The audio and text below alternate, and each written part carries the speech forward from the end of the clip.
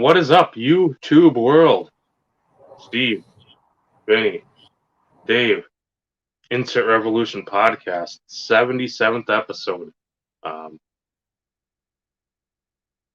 kinds of fun last weekend for everyone, so we decided to table this incredibly relevant and insightful, deep 5-6 hour plus episode conversation to get our druthers about us and make sure we had all the information that's been given on the interwebs. So tonight we'll have like a 9 to 10, 12 hour live podcast in segments of 2 to 2.5 hours starting tonight.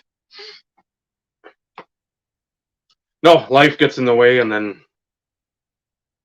you don't want to rush. You don't want to feel rushed and put something out that your mind isn't really into, or so postpone it a week again. This way we could talk a little about the Super Bowl as well. I think that happened over the weekend, if I'm not mistaken.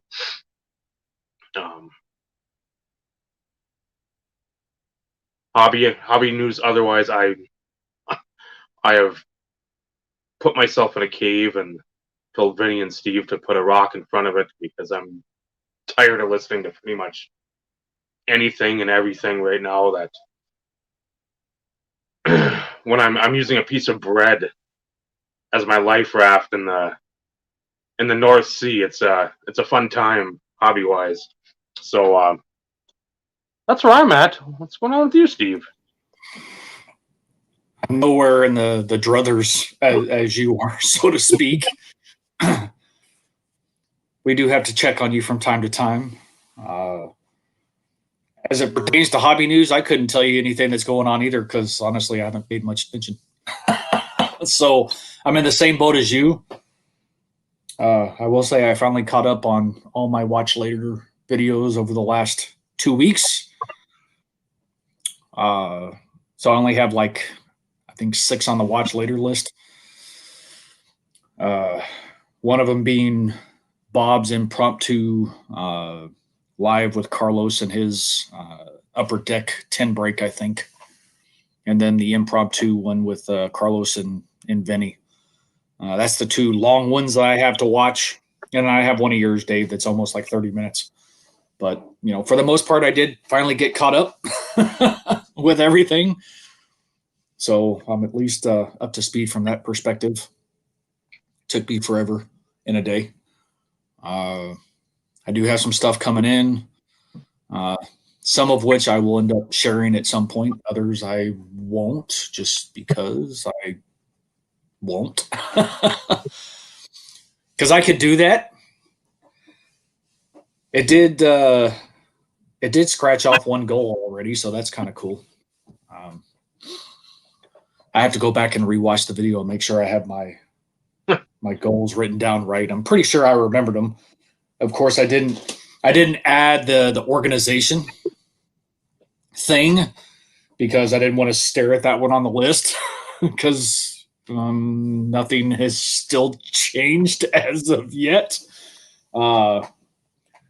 Just I got to get myself in the mood, man. Yep. Outside of that, life-wise, it was kind of nice to have last week off so people wouldn't have asked what the hell was on my freaking ear. Vinny, you lived. We still chatted. We still had a conversation. We just didn't have the show. So hush. For those that may or may not remember, I had a cyst on my left ear, and I had my dermatology appointment last Tuesday, and they were actually able to squeeze me in and actually get rid of the thing on my ear. So I at least don't have the gauze and stuff on my ear anymore. Just been keeping it moist. My wife's not here, so she can't say anything. All we're doing is putting Aquaphor on it to keep the stitches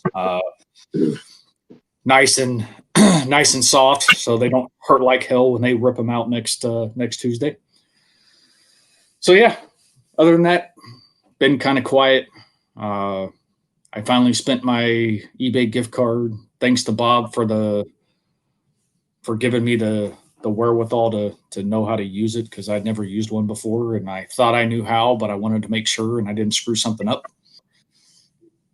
So I did finally spend that. I think four. I think another 4 TDs off the list. Those I will most definitely show. But outside of that, been kind of quiet. Vinny, make sure you're not on mute when you talk.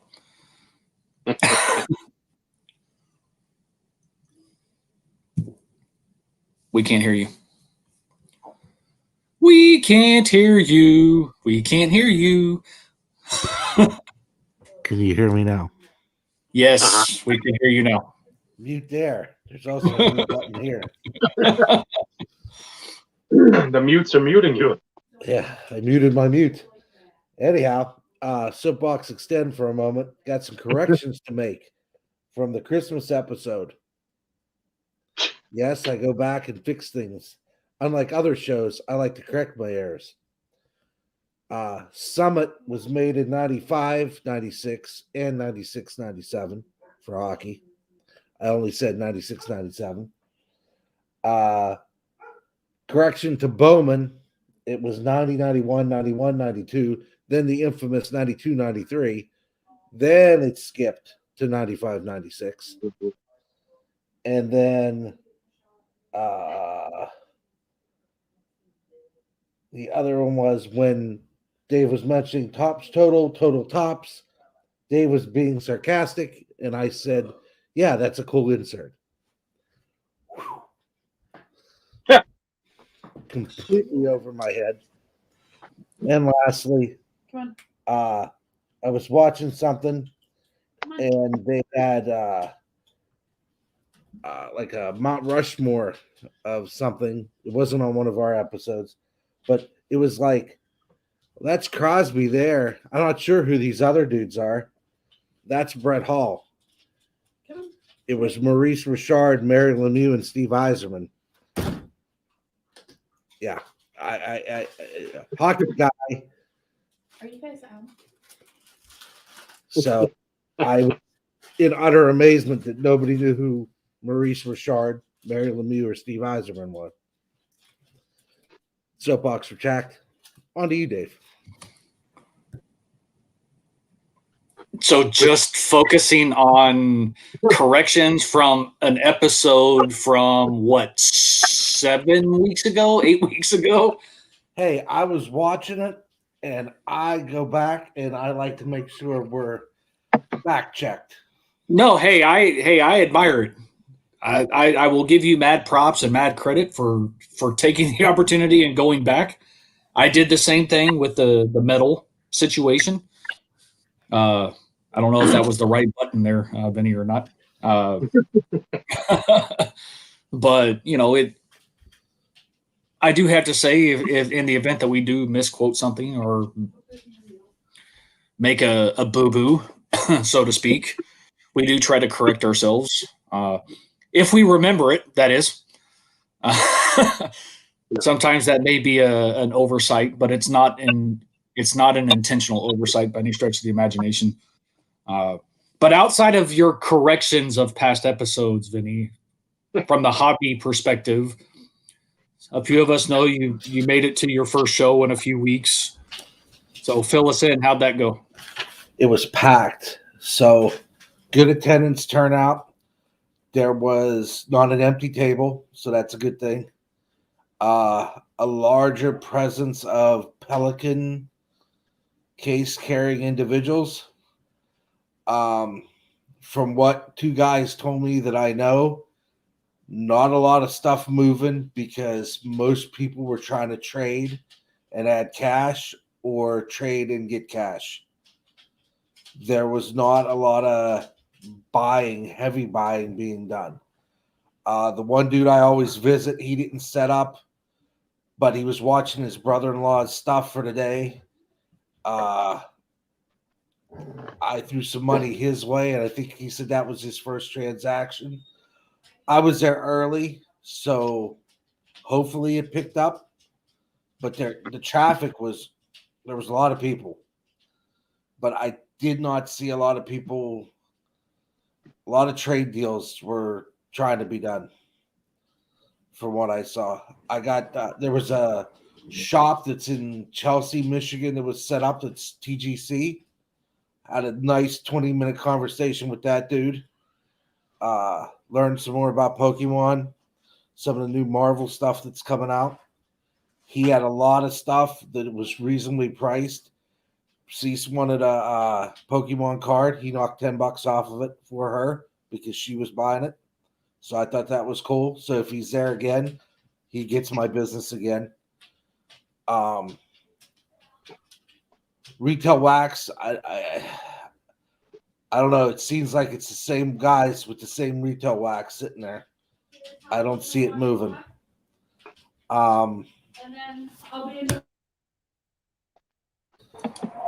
then trying to think anything else. I grabbed 2 boxes of old wax, but nothing out of the ordinary. But there was the foot traffic. I will say that. Goals are rolling. I think I'm going to crush one of them. The what was it? The memorabilia one. No, the 1 to 5 hockey sets. So I've been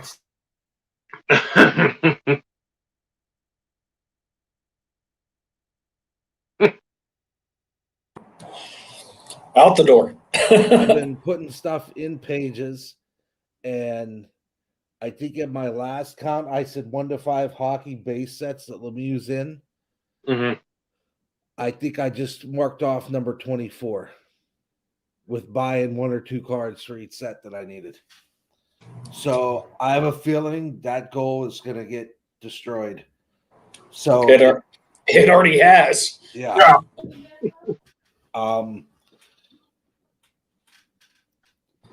I got So I got to ask, is that from stuff that you would previously opened and just haven't bothered to correlate?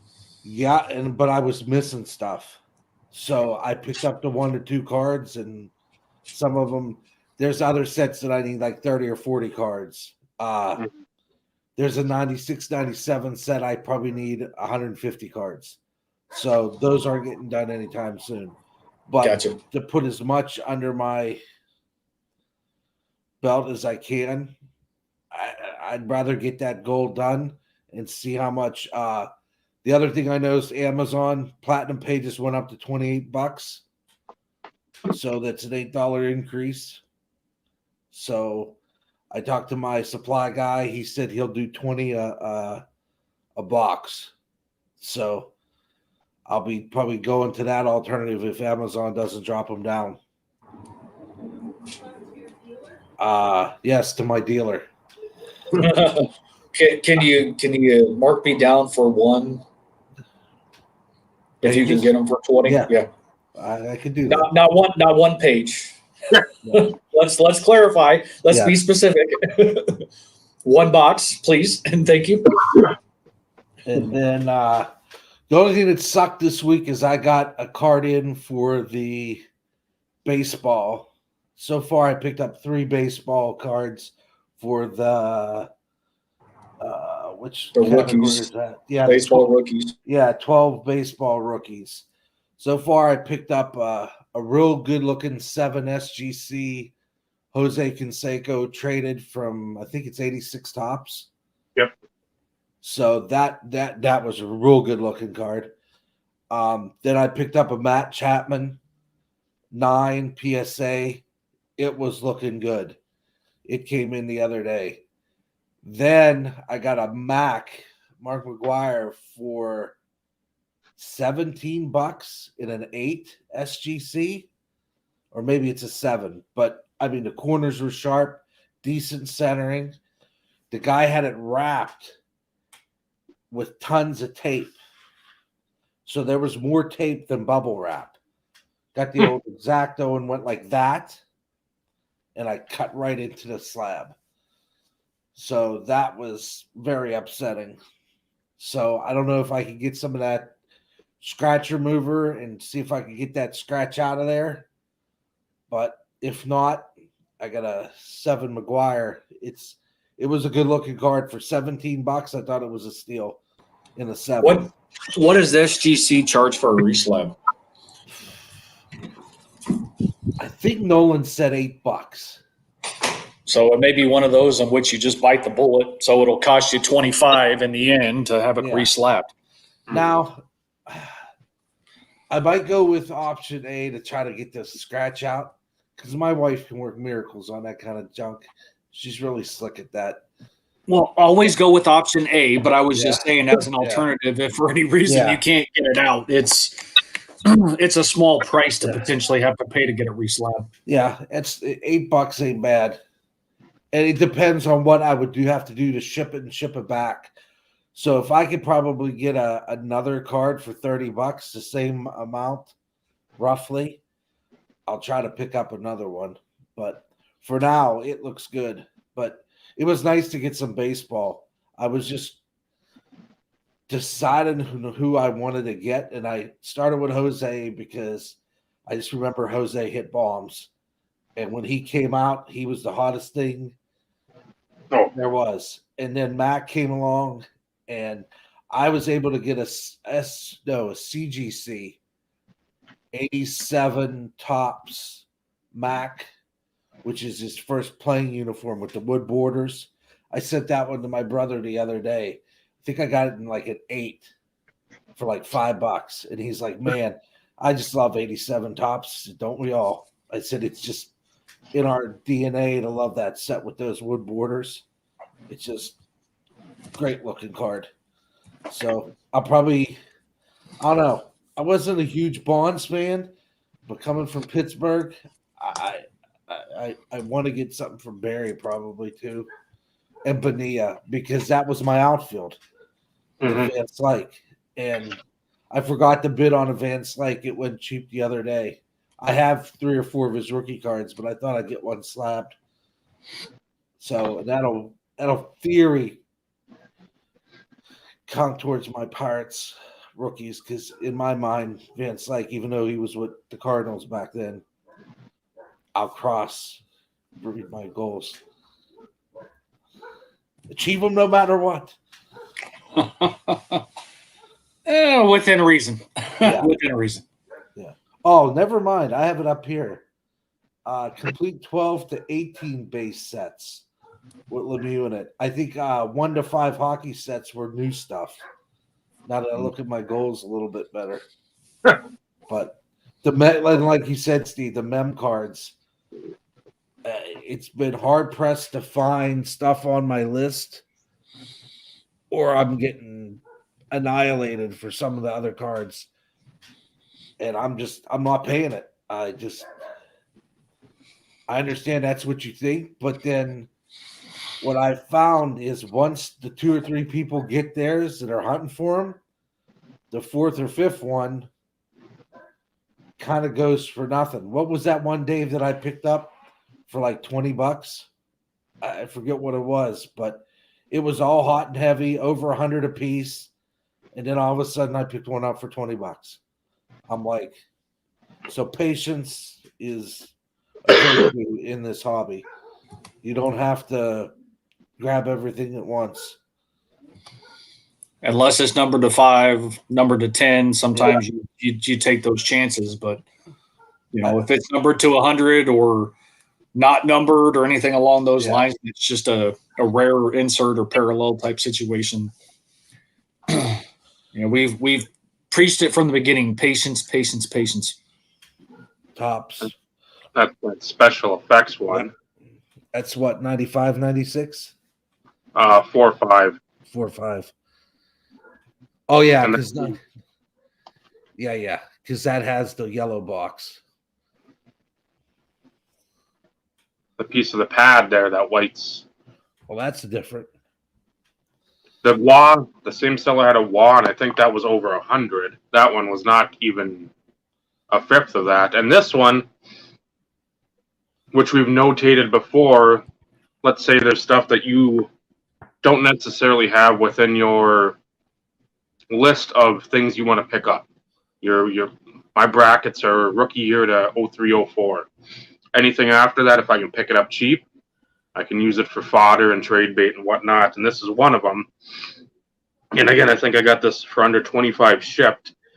I haven't looked at the Beckett, but I know these have always been something that's like under 20 printed.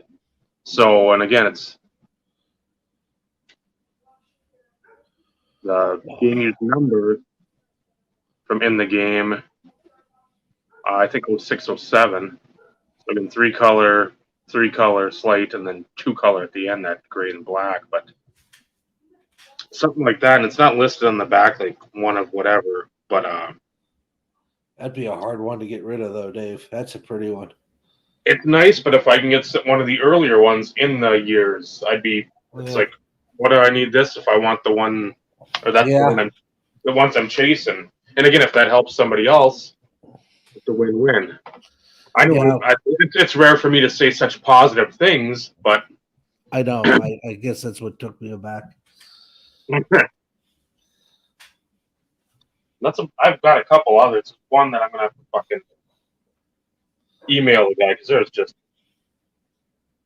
if you look above the H in the Weaver, as like you could see there's a crease in the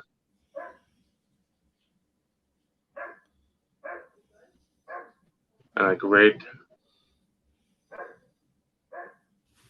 Of course, it doesn't show there. Right up remnants. You see the A and the remnants. Yeah, it'd be. And then there's one in the Verlander side too. But yeah, that one, I've got it, but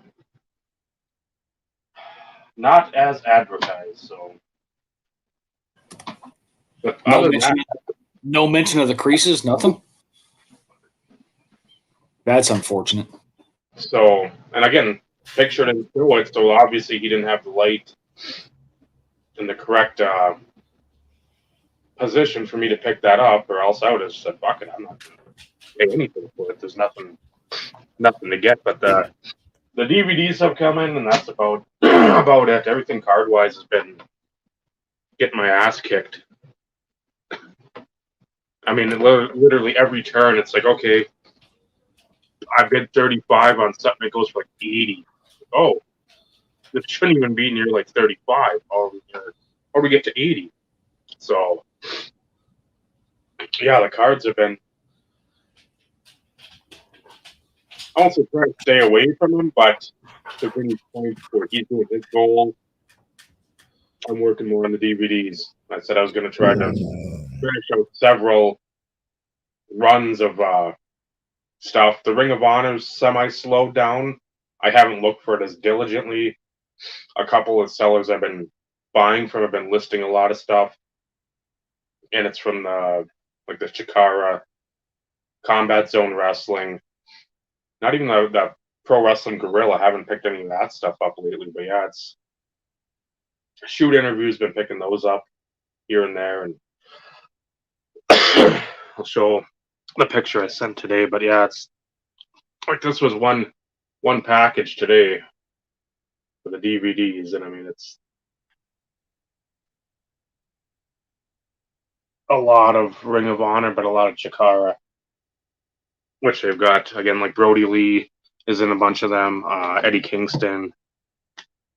Oh, the Young Bucks are in a couple guys around Minnesota, the upper Midwest independent scene are on a few of them. So that's what I'm super excited about.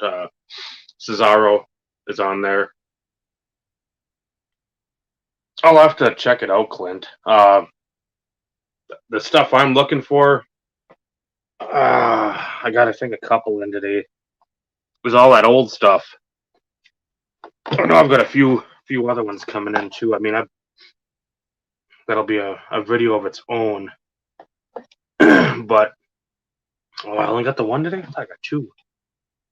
It's on the bottom there. But one guy had a bunch up, so I'm just slowly plucking whatever he's got there, and I'll see what I get. I mean, it's been a best offer, buy now best offer, opening bid, and I'm like, I'll definitely have to make sure I look, because there's stuff that I'm looking at, but the stuff I want to pick up right now is like the super ultra violent shit. The panes of glass, the barbed wire ring, or barbed wire ropes, and then like the light bulb tubes. So you're like, and this one it's from like 2005. But when I see that's like a tournament, so but they've got like the 3 discs inside, like the old. They couldn't get the fancy one, like a WWF or a Lord of the Rings like special edition. So you got 2 discs plus the one in the computer disc sleeve, the CD-ROM thing from way back. And then I missed a couple of them, which I'm going to rue the day because I know the match on there has to be quality. This one was it from another 05.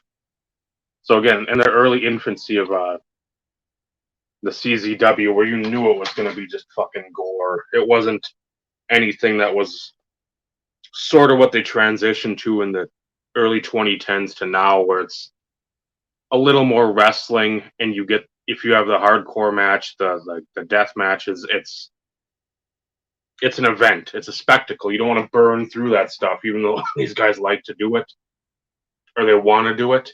It's you want that to be the attraction. So, and this one is one from 2010. I'll show this because I know this is a fun picture for the back. The guy's back with like the glass from the light tubes, and then if you can read there, the bottom one, Nick Gage against John Moxley. I've got to go back in the annals of time because if you know anything about Moxley's story, the formerly known as Dean Ambrose, he's got a cut like with the base of his skull there, and it's from one of those events in CZW. So I'm gonna try to go back and pick up on some of that and fill in my knowledge cuppeth. So and this is the other reason why too, because he was insane.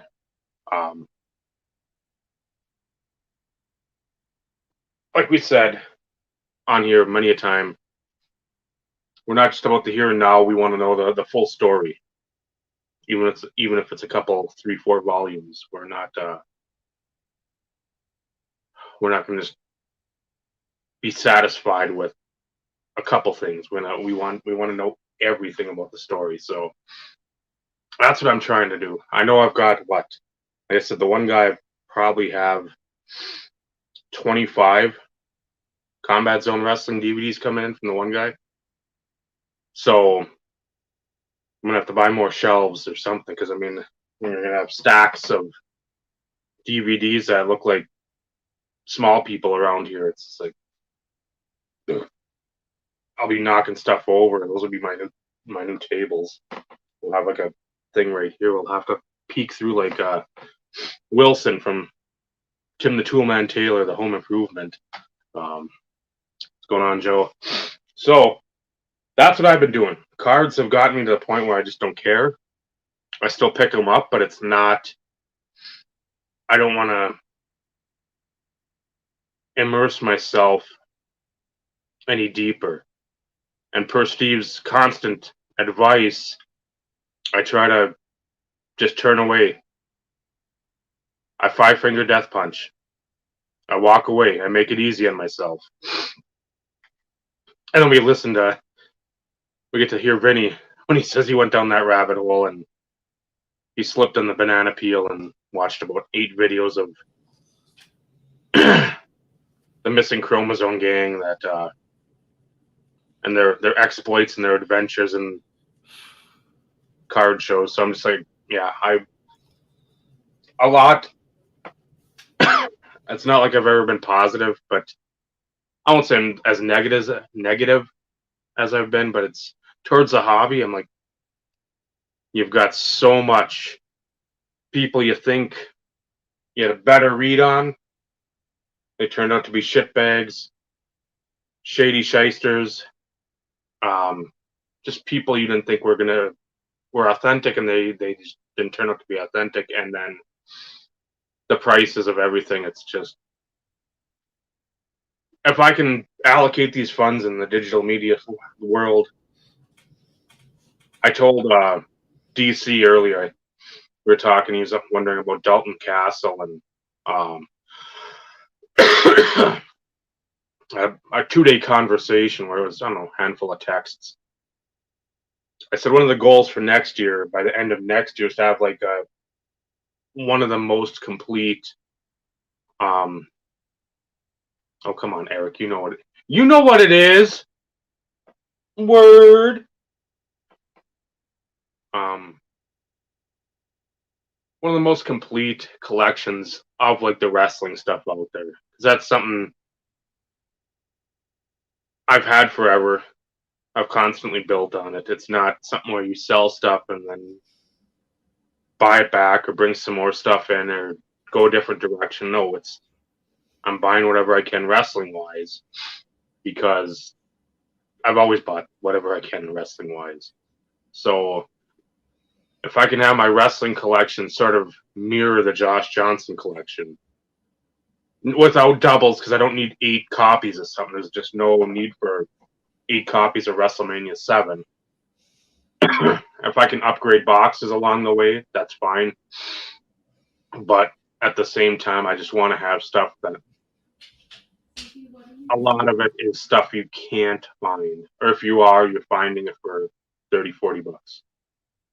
So it like we've said, the collection direction changes.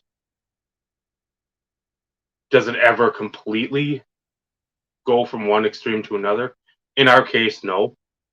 We just are. We're not like, oh, we're going to sell everything and we're going to invest in Bitcoin. We're not. We could get maybe a handful of Dogecoin, but with the Bitcoin, nope, and all that other stuff, we'll collect, but it's going to be a different, at times, form of collecting. So, Speak for yourself, Dave. I'm all in on Bitcoin. What are you talking about?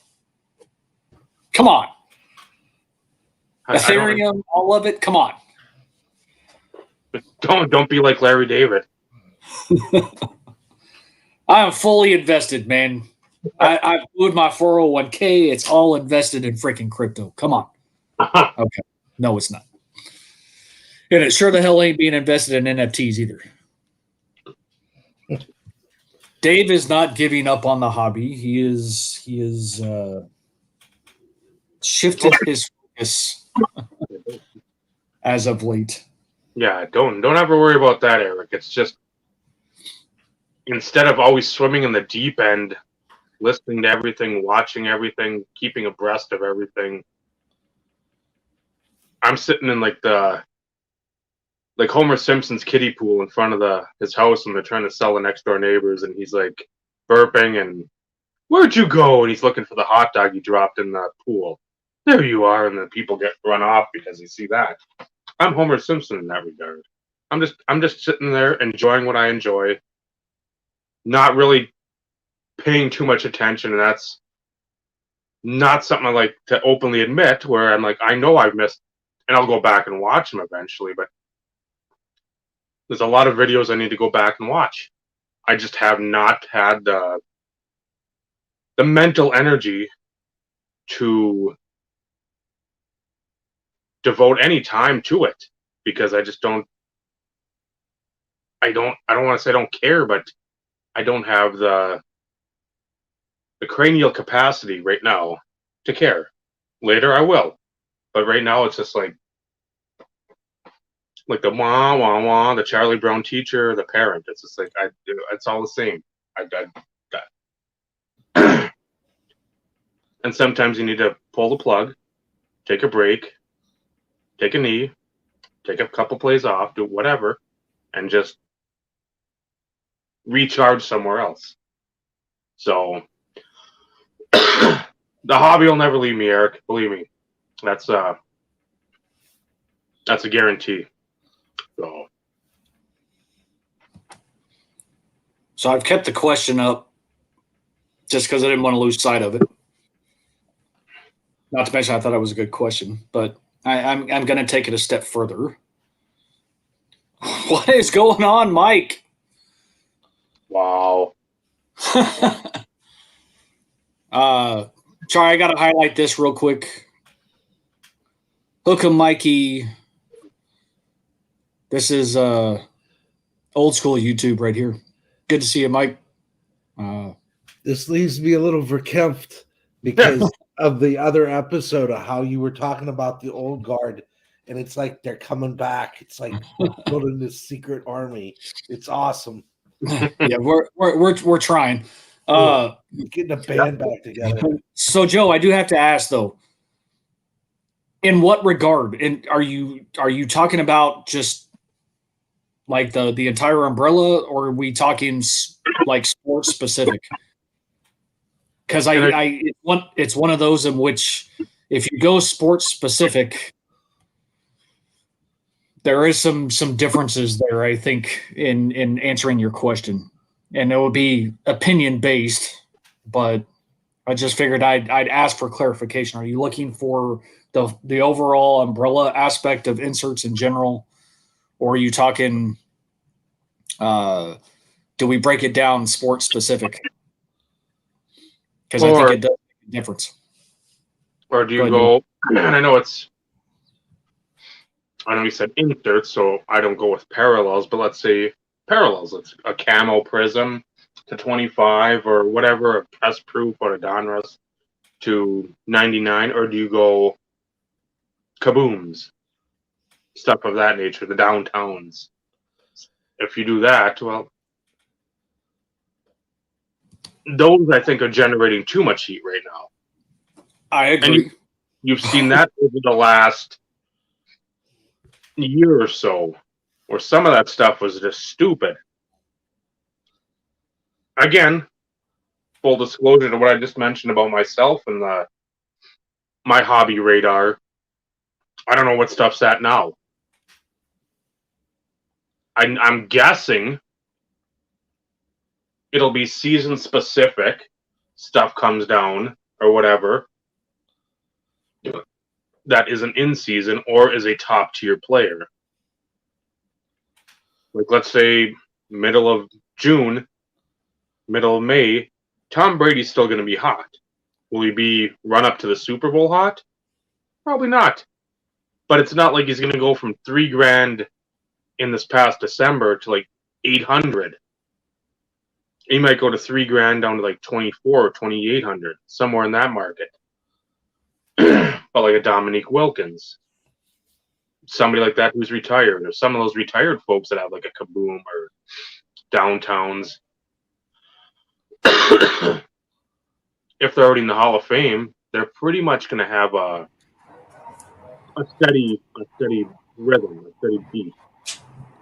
You're not going to have huge ebbs and flows. It's going to be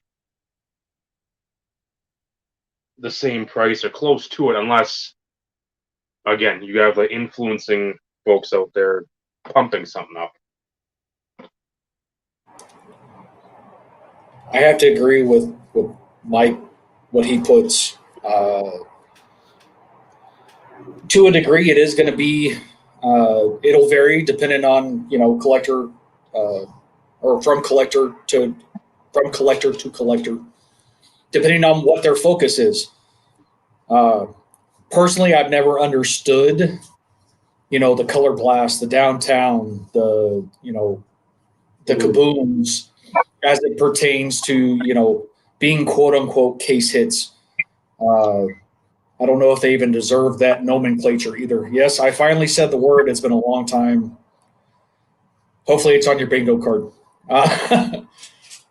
But the fact of ultra modern stuff and those rare inserts, and I'm sticking to inserts. I'm not talking parallels, and I'm not even talking like gold kabooms, because that is a parallel to the standard base kaboom.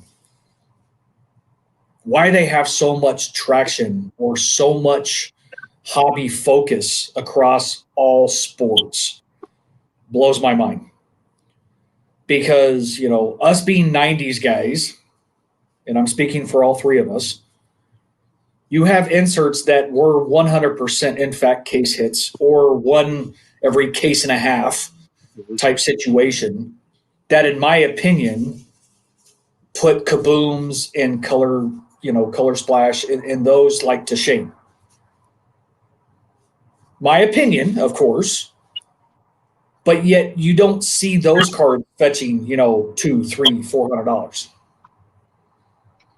And in a time in the 90s where stuff was so much more produced, if you think about it, there was a lot more. You would think there's a ton more out there, and in fact, there's not. I mean, you see more kabooms and downtowns and all those than what you do some of the older, case hit stuff. Mm-hmm. But that's from my perspective. I think there are still some cards and some insert sets that have such a stature that are going to continue to be overly hyped, overheated for whatever reason. And is it season specific?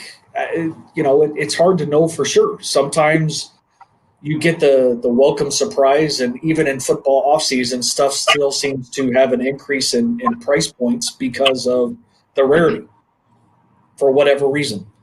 So it's one of those in which I'll go back to what Vinny was talking about earlier. In a lot of these situations, from a collector perspective, if you're looking to try and pick up some of those cards, patience will eventually pay off. Mm-hmm. Just you gotta take your time.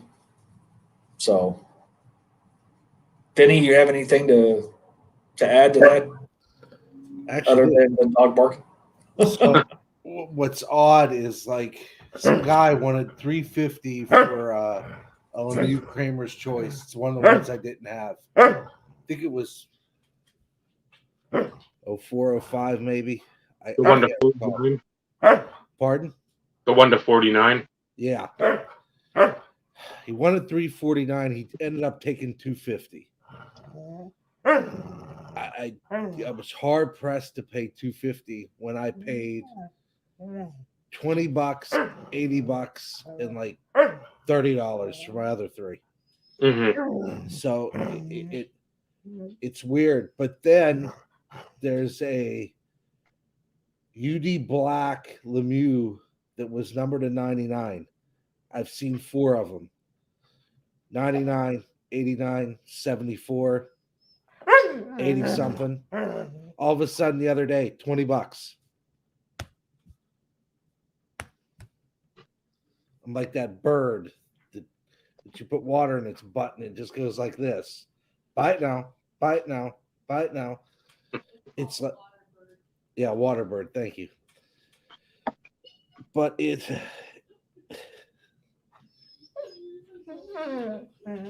Thank you, better half. But it's like crazy. And then I saw somebody had a 96, 97 flare blue ice Lemieux on Instagram. I couldn't even message the dude fast enough. It was gone. That's the first time I seen that blue ice in 5 years. And it's numbered, I think, 150. And it's just poof, gone. So there's certain things that are hitting that are coming up like, seriously, you only want that? Buy it now. Then other things you're just getting either massacred or you're like, there's no way I'm paying that because it just seems out of scale. So it's like a mixed bag. Some things are ridiculously hot, maybe because it's in that group, not necessarily the player, but it falls in line of all those cards people are hunting for. Because Lemieux isn't actively playing. It's not like it's he's going out and scoring 3 tomorrow night. Right. Good, but well, and it boils down to timing. We always talk about this, and I always give Bob grief from it. no good. There is never a good time to sell anything, because you could sell it today and then tomorrow it could sell for 3 times what you sold it for the night before. Hmm. It's all luck of the draw sometimes. And I have Mike's comment highlighted. Diamond cuts, beautiful, beautiful insert set, beautiful. And it's one of those in which I always circle back to these older insert cards that were seated the same ratios as the newer stuff, and so many people hyper focus on the ultra modern, and to be brutally honest, I'm okay with that. Stick to your ultra modern stuff, and let us who enjoyed the 90s, or may not had an opportunity to collect in the 90s, go back and revisit a lot of those and enjoy some of those, and be able to pick up some of those cards that maybe we wanted to when we were a kid and they were way out of our price range. We've had past episodes talking about kid cards. Mike, I don't want to speak for you, but diamond cuts could have been one of your kid cards, growing up or whatever, and collecting on an extremely limited budget. And you see one at a card shop or something along those lines, and it's like, oh man, those are so cool. I'd really love to have one. But Hmm. because you're on a limited budget at a 10-year-old kid or whatever, it's not feasible. And I know that's where a lot of the influx has come back into the hobby. These individuals in our age range, they're probably younger, but getting back into the hobby because of the nostalgia aspect. We always talk about the nostalgia piece when it comes to card collecting. Uh, that's why a lot of us still do it, is because we still want to live in that nostalgia moment of what it was like as a kid. Uh, that's the reason why I still enjoy opening packs, and you know, for the longest time, spending all that money on boxes and cases and stuff, because it just, you saw other people doing it and you couldn't do it when you were younger. Hmm. And it's, I always say, it's not a hobby regret of mine by any stretch of the imagination, but I could have nailed some big time Terrell Davis stuff off the list if I would have just moved away from wanting to open packs. And the downside about it also is, for 8 months, 10 months, or whatever, Chris at the hobby box opened everything. I didn't even get to open it. So I didn't even get that enjoyment. But there's, Dave, you say it all the time, the ebbs and flows of how the hobby kind of just, it always does it. It's always going to have its peaks. It's always going to have its valleys. But from an insert world, honestly, that, I mean, I know Bob. When Randy Moss being a Hall of Fame receiver, he's in the downtowns, he's in the kabooms. I've been asked before if Terrell Davis has one, and thank goodness he hasn't had one yet. And honestly, I really don't want him to have one. I don't, because I don't want to use the term iconic, but as it pertains to the ultra modern realm, that is like an iconic insert set. And as a player collector, it's something that you got to have. And I would really hate paying the amount of money that it would probably cost me to own one of those, when I could probably get maybe two autos that fill the actual brackets of my collecting years for Terrell Davis. And that's tough. That's a tough pill to swallow.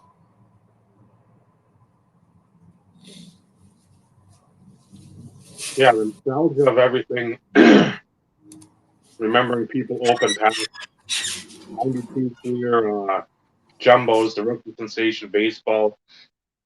They're paying $10 a pack for them. This is 92 Fleer. But those things were so hot, nobody cared. We were the beneficiaries. friends and my brother and I, because they wanted the rookie sensations, and that was basically it. They didn't care about anything else. So they'd leaf through, no blue border card. Well, nobody cares. So when you see that, it's like, that's odd. We still value the cards. We still like to put the sets together, if not the whole set, the team set we like.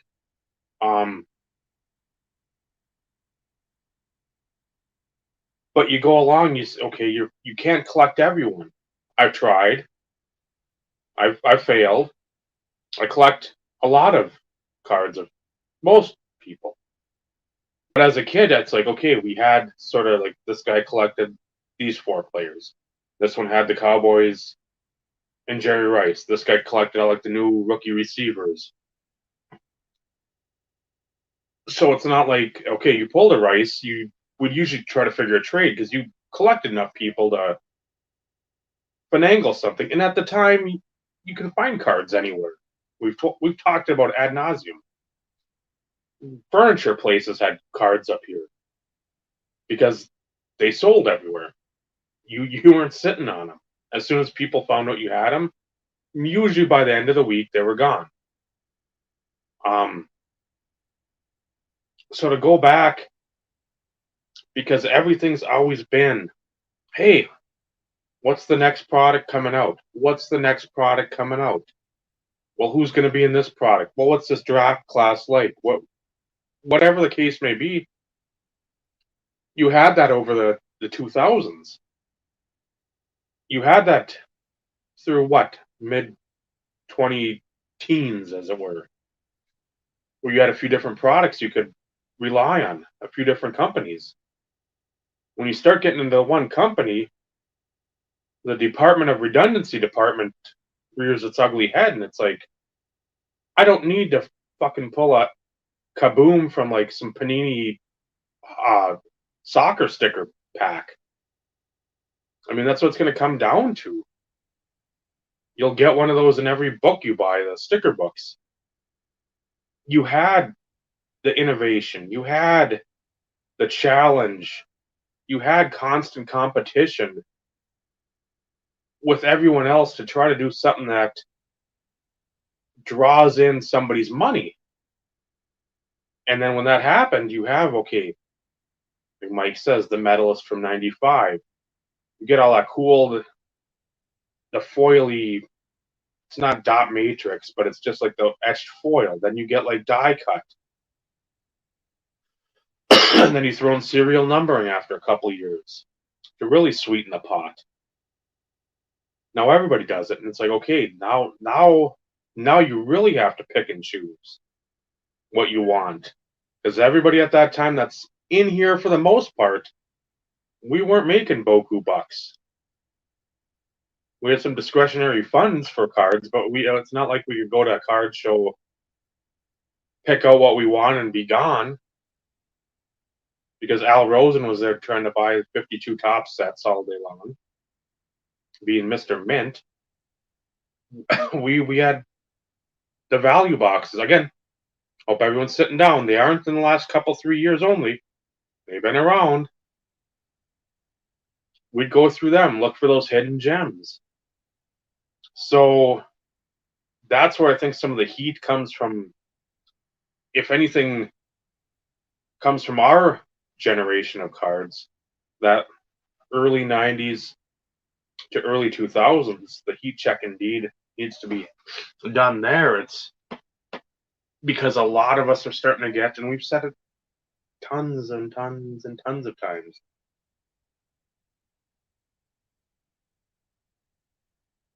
well, that's you, Eric. I wasn't going up to Nantucket and delivering the Boston Heralds, the Bob, who was it, Bob Simmons? Who's the old sports writer up that way. I wasn't going to his house and getting my $200 paper fee for the month. But Just for context, Dave, you can get a 92 Fleer jumbo box for $30 nowadays. and you aren't even guaranteed you might get one or two, I think, rookie sensations a box. And I don't think they had in that time the seeding of the odds for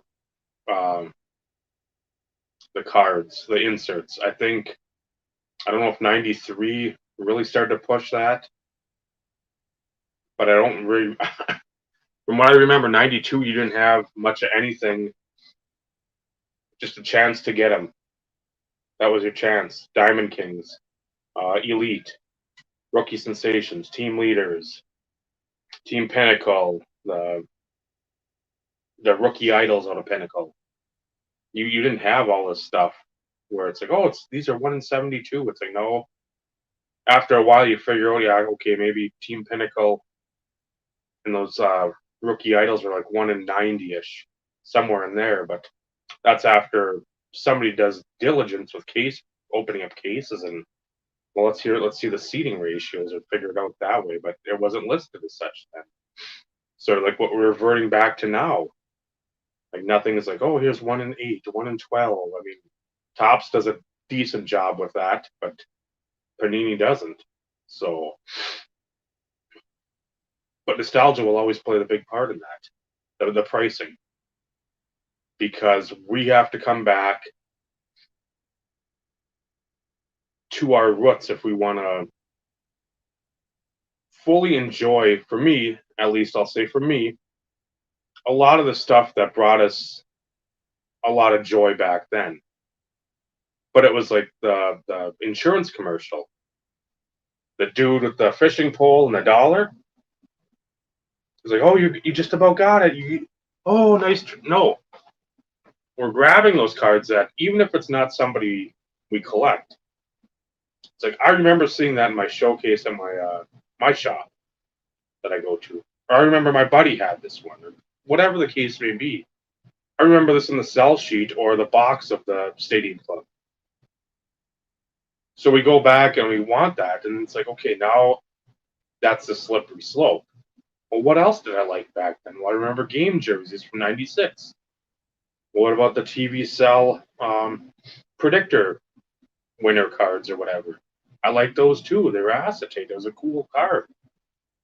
What about action pack studs? Oh man, those were cool too.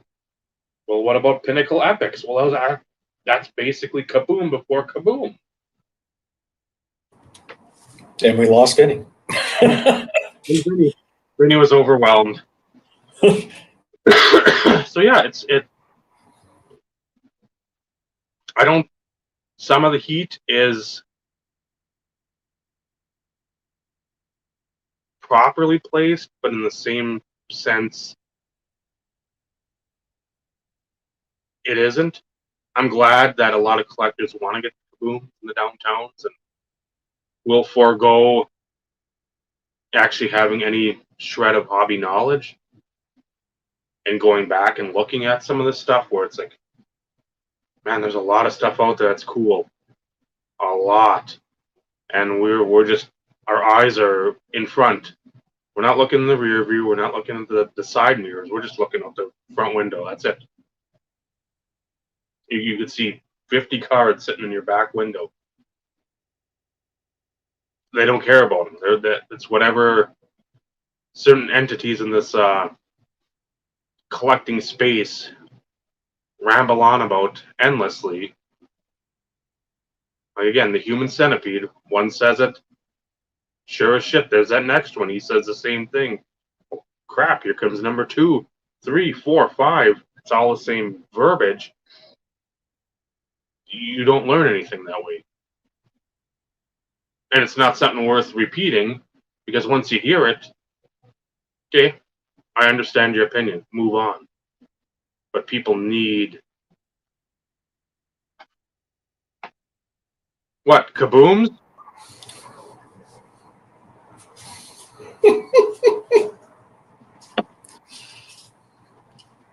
Bob Ryan. That's who it is. Bob Ryan, the Boston newspaper writing legend. He was always on the sports reporters. So yeah, that's what we always say. listen as much as you can to some of these folks that are jabbing away if you're not in the hobby space.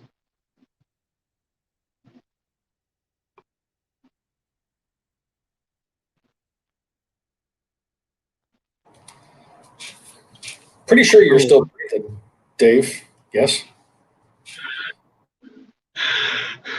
Oh, I'm alive.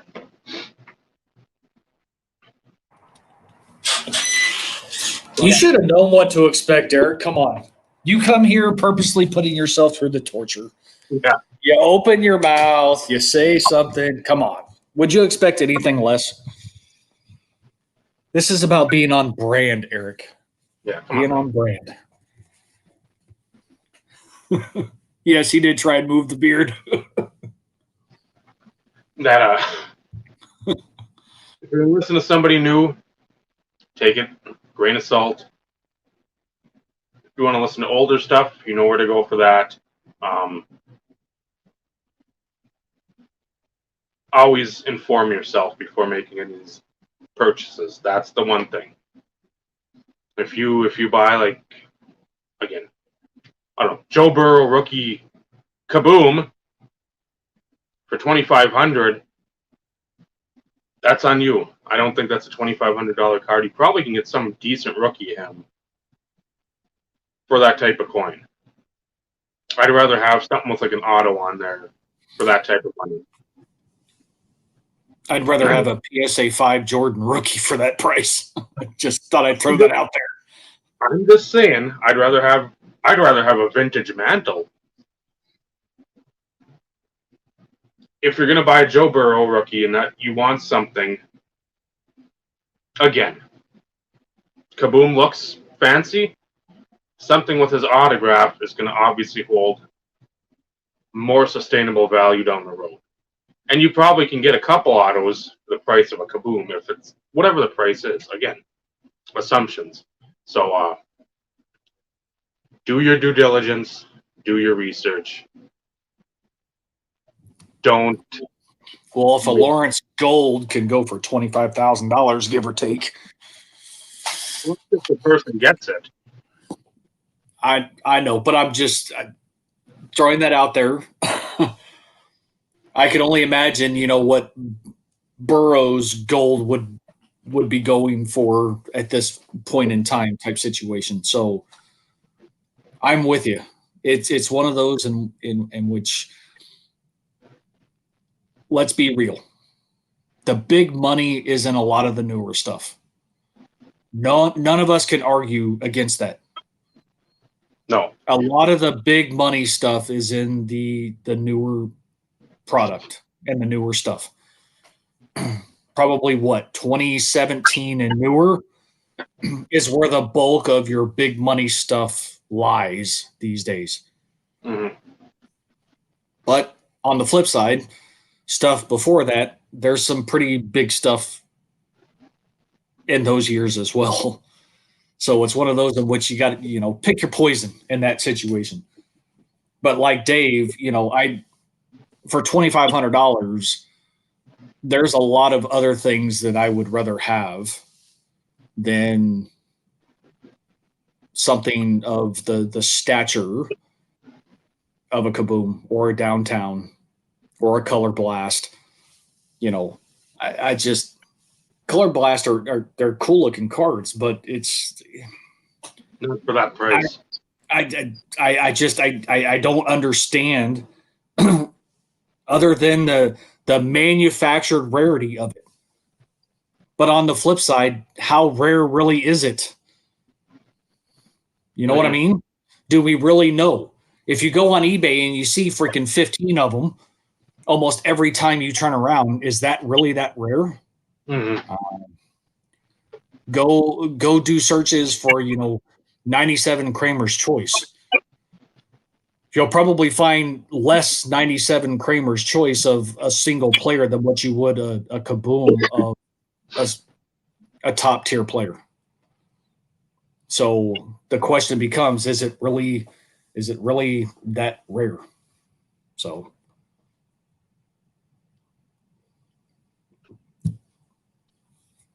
Well, that, again, noted odds on Pacific. They were not even case hits. They covered their ass 1 in 721. So I enjoy that. I enjoy where the odds were staggered enough where it wasn't guaranteed. That made it even better when you got one.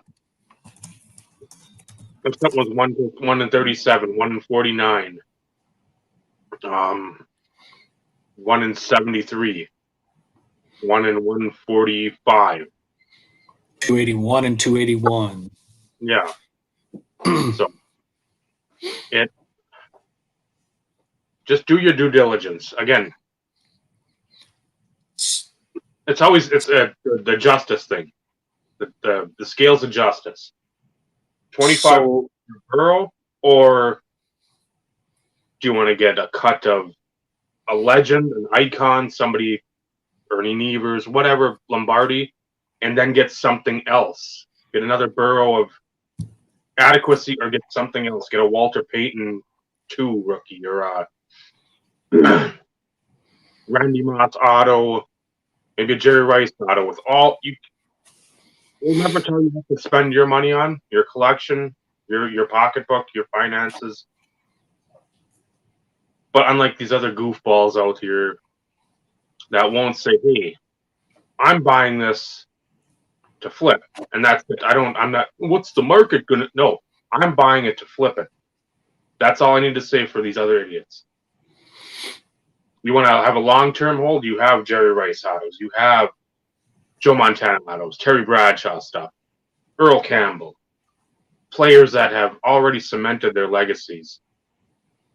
Not one-year wonders. How many people jumped in on Antonio Brown and are left fucking holding a bag of dog shit now because the guy's a certified lunatic? So weigh it out. Weigh if you can have that Antonio Brown. If you can buy a downtown or a Kaboom or whatever it is of somebody that Henry Ruggs, somebody, oh my God, I've got this. I'm starting this collection, and now he did something off the field, or he's just a menace on the field, and he's not going to play again because whatever circumstance. Yep. So look who people went all in on, Jamarcus Russell. Yeah. I mean, he didn't do anything bad. He just turned out to not be worth a damn. But Eric, Eric is definitely flustered. And I can give you a short. I can give you a short answer to this, and not saying it's right by any stretch of the imagination, but KG Green is numbered to 10 of a mass-produced product that were nearly impossible to get. Ruth cards, although old, one of the greatest baseball players of all time, there are still more. So therefore, they are not in the same ballpark as a 97 kg PMG Green. I know it sounds crazy to think, because me personally, I would rather have a Ruth over a Kevin Garnett PMG Green. I will sit here and say it. I would rather have a Ruth all day long. Mm-hmm. My all-time holy grail card to own is still the Gaudy Ruth. I will probably never in my lifetime own one, ever. However, I put more value and more precedent on something like that than I would of something of a 97 PMG Green. But the fact that, if you think about it, there is a good possibility that not all 10 have ever been even pulled. So there could only be 5 out there, which makes it even that much more rare. And the reason that the pricing differences are there is because of the era of cards in which we're in. It's manufactured scarcity because of serial numbering. That's what drives these prices so high. We don't know how many Ruth cards were produced back in those years. We don't know. We weren't alive back in those days, and it would only be speculation unless you could go find a historian or talk to somebody who was producing those cards, which unfortunately they're probably all dead, or they wrote it down somewhere or put it in some sort of, documentation. We don't know. We don't know what the production looked like on any of those. We can only assume that they're rare because they probably were produced, or they produced a lot less because of the fact that there probably wasn't as big of a market. Mm-hmm. Would be my assumption. This is all speculation. I don't know. I'm just, my thought process is they probably didn't produce a ton back in those days either, because the audience wasn't as vast as what it is now. Baseball cards, and I'm using the generic term baseball cards. It's a worldwide phenomenon. You can get them anywhere. Like I said, I don't think it's right that something from 97 is worth more than, something from the 30s. Mm-hmm. I don't understand it to the extent of why somebody would pay more for something that's newer than something that's older. However, I do understand the fact of the reason behind it. And you're right. Cards from the 30s, you're probably looking at 1s, 2s, 3s, 4s, 5s in that realm. You may come across a rare 7 or 8 type situation, which in that standpoint, it should be 10 times what a 97 kg PMG green should be worth. Mm-hmm. But for whatever reason, that's not where people are willing to put their money on, because graded copies is another form of manufactured scarcity. No. I said earlier, I would rather have a Ruth over a KG PMG green all day long because of the significance of him as a ball player. But you have to take things into perspective. Everything, when you add grading and you add serial numbering and then serial number grading, all you're doing is increasing the manufactured scarcity aspect. And because the KG is going to be considered by a lot as more scarce, more rare than a mid to higher grade Ruth, you'd have to ask somebody, honestly, hey, where's your mind at? Why would you pay X amount of money for this and not for this? Because I understand why Eric is kind of flustered.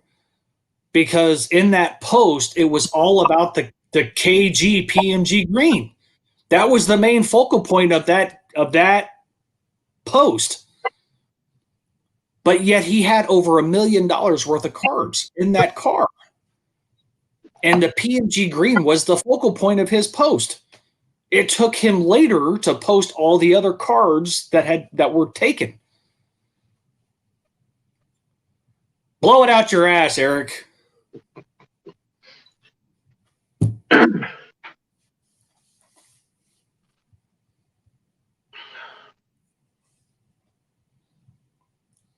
I'd rather have the KG because I could sell that to somebody and get the Ruth. And probably get some other KG that I really enjoyed as well. But you have to think of it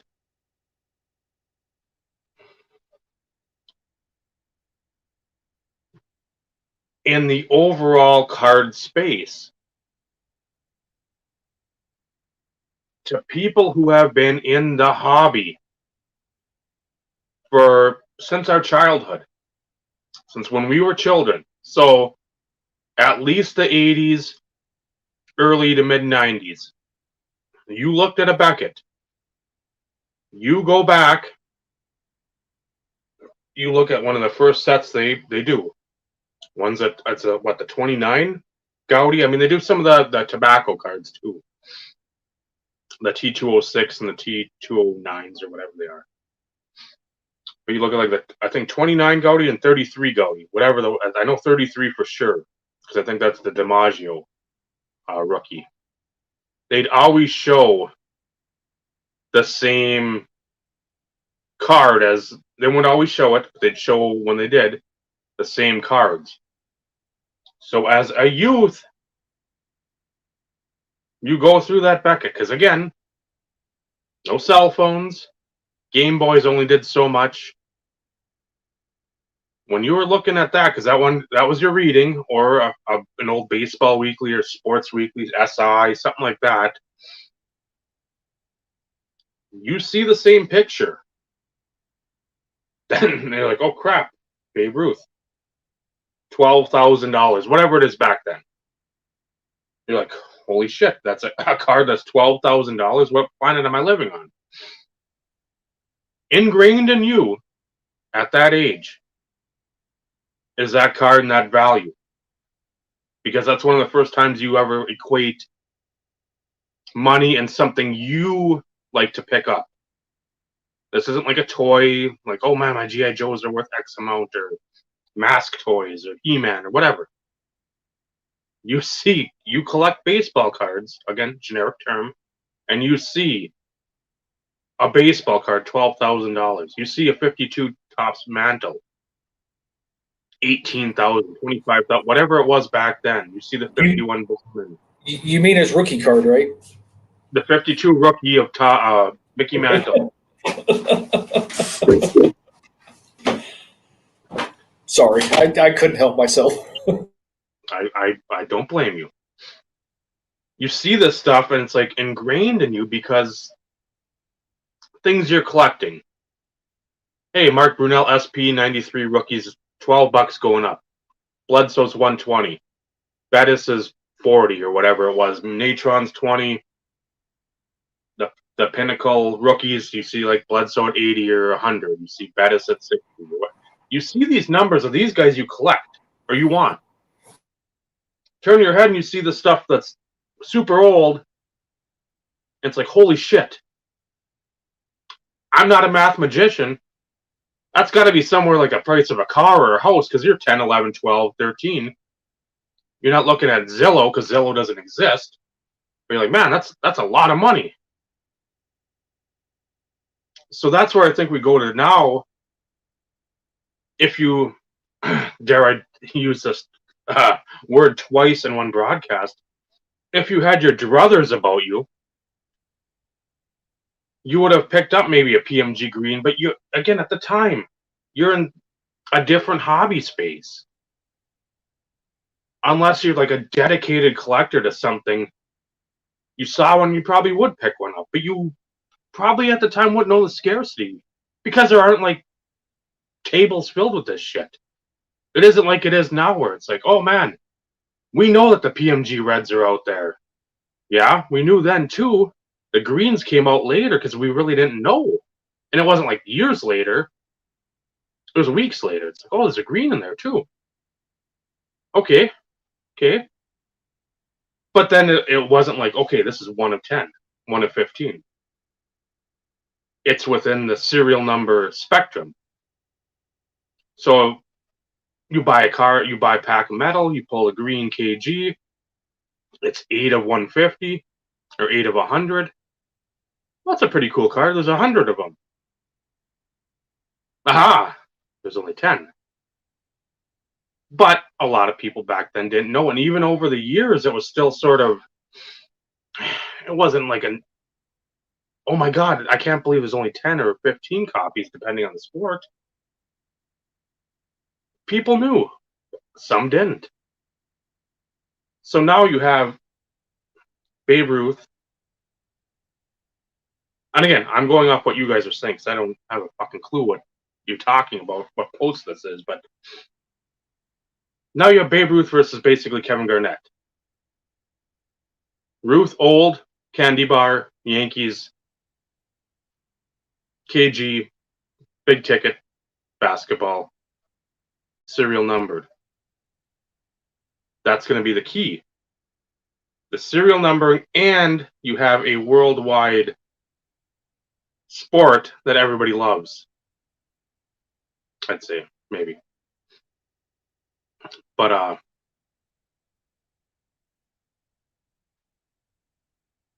I can see where that's a ton of money. So for context, Dave, Nat Turner posted on Instagram. He had just picked up cards from PSA, left his backpack in his car, his rental car. Mm-hmm. Somebody broke into his car and stole said backpack. His initial post was the PMG green, but had mentioned that there were other cards. And he had come out later and ended up like posting on his story the list of stuff that he picked, that was in the stuff that he picked up.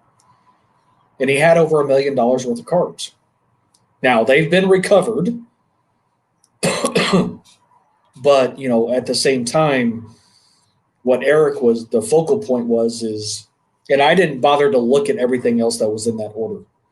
Because, when you look at stories, it kind of goes by so stinking fast sometimes that you can't pick and I didn't do any screenshots. So I had no idea that there were Ruth cards in there. But his initial post was just the PMG green. Oh, yeah. So, and that's where Eric was coming into play about not understanding, why was the focal point, on the PMG green and not some of the Ruths that were in said order. Now, I'm going off of what he's telling me. I don't know what all was in the rest of the order. Yeah. I feel like I know Eric very well enough to know that he's gone and looked and done his due diligence, so he's not speaking out the wrong side of his ass. But Is there a right side of it? No, I just thought I'd throw that out there.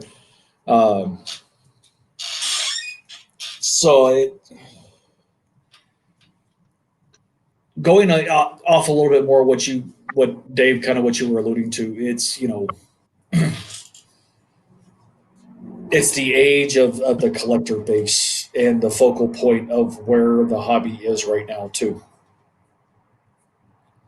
It's all focused on the newer stuff, the rarer stuff, the quote unquote iconic, parallels and insert sets of the eras, and not focusing on the true value of something as old as a Ruth.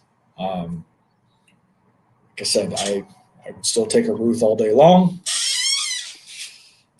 I did like how you said, you'd like the PMG green to turn around and get rid of it and, do whatever you wanted to with it. But, at the same time, our mind is in a different hemisphere when it comes to stuff like that. Yeah, it would be cool. It'd be cool to have one. I'm not going to lie. But, at least from our price point perspective, graded PMG greens are way out of our price range. We still have the possibility of maybe getting a low grade Ruth and add it to the collection at some point within a reasonable amount of money. Mm-hmm. Still cost you a few $1,000s. It's not like it's going to cost you a few hundred. It's going to cost you a few $1,000s. But, and of course, like you said, you have somebody who's already cemented their place in the hobby, so to speak. Mm-hmm. Compared to somebody,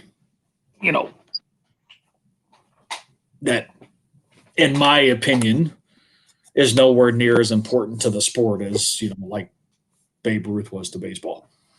Yeah. Others may disagree. I know, and that's not a jab on Kevin Garnett collectors and people, loving Kevin Garnett, but it's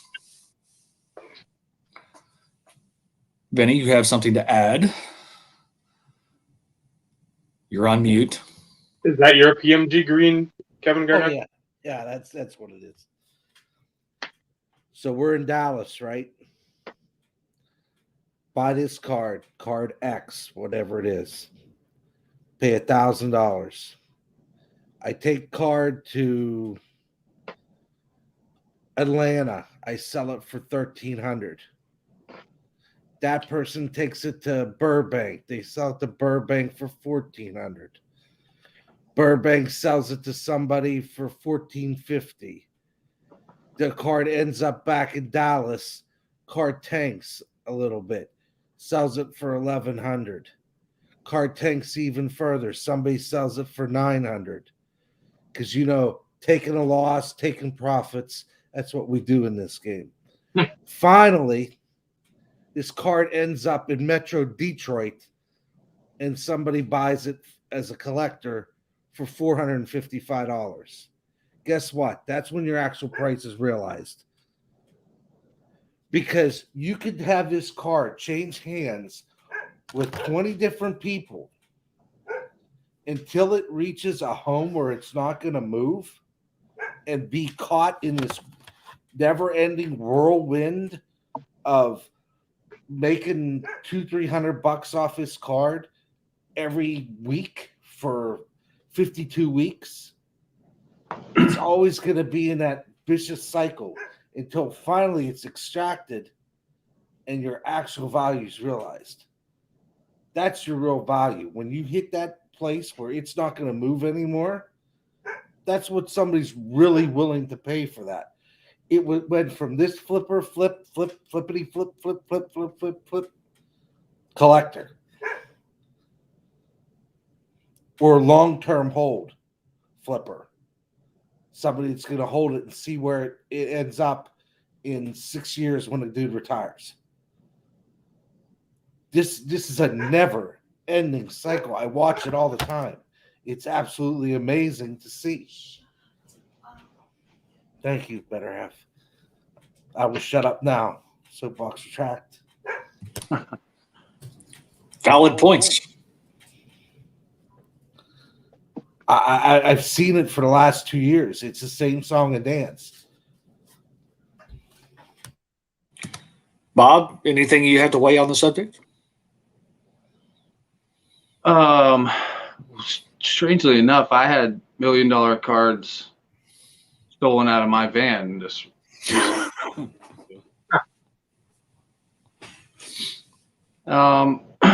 And if you were speaking out of the other side of your ass, isn't that your mouth? Which is what he was doing? No, I said left side of his ass. So Dave had to ask if there was a right side. That's a good question. These are the things I come to the IRP for. Yes, absolutely. Dave, is this why you showed up, Bob? To add context? remember like an hour ago when I said I'll be popping on soon? We had so my 5-year-old just discovered like shimmying your feet in socks on the carpet and then shocking, like, so we do, and I don't know, I was getting some big shocks that you could see, turn the lights out in the hallway and you could see the spark, and it just do it again. I am winded from just shimmying, and I got holes in my socks now. So that's how my evening's going. Yep. Nothing better than family fun, though. Yeah. To make your kid laugh like that, and she just has that infectious giggle laugh. It's good stuff. Now I've done that duty. Check the box. I've earned some dude time, and yeah, just happy to be here. Speaking of dude, how is the dude doing? Good, man. We have some semblance of a plan to get together soon and just kind of do some rummaging, kind of bring him up to speed on, what we've sold already and just what's still out there. And I mentioned to you guys, but I had that's right. Um, had my first sale off the Instagram page, which is, it's good. It sits up there for a month, and I mean, it's pretty low maintenance. It's actually no maintenance, just putting it up there, and then traffic comes through whenever it does. Um, I, I now, Vinny, is there? I know you say you see that all the time, that cycle, but like, I mean, are you tracking like literal like certified like the serial numbers on them, and like it's this that same card? Like, I mean, big cards, when they transfer because it usually makes news. Like this guy had it before him, and he had it before him, and now this guy has it, and he'll probably have it for a year or 6 months or whatever, and then he'll sell it to the next guy. It's like you just take turns. Not particular cards like serial number or anything, but it's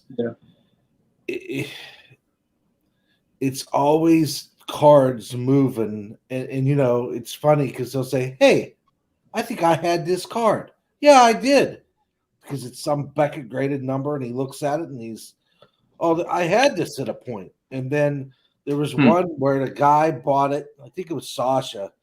Bought it from somebody. That guy got it from Burbank. Burbank got it back, and then Burbank sold it to Sasha. It's like, this card's gone through 6 different people, and it's never reached a final home yet.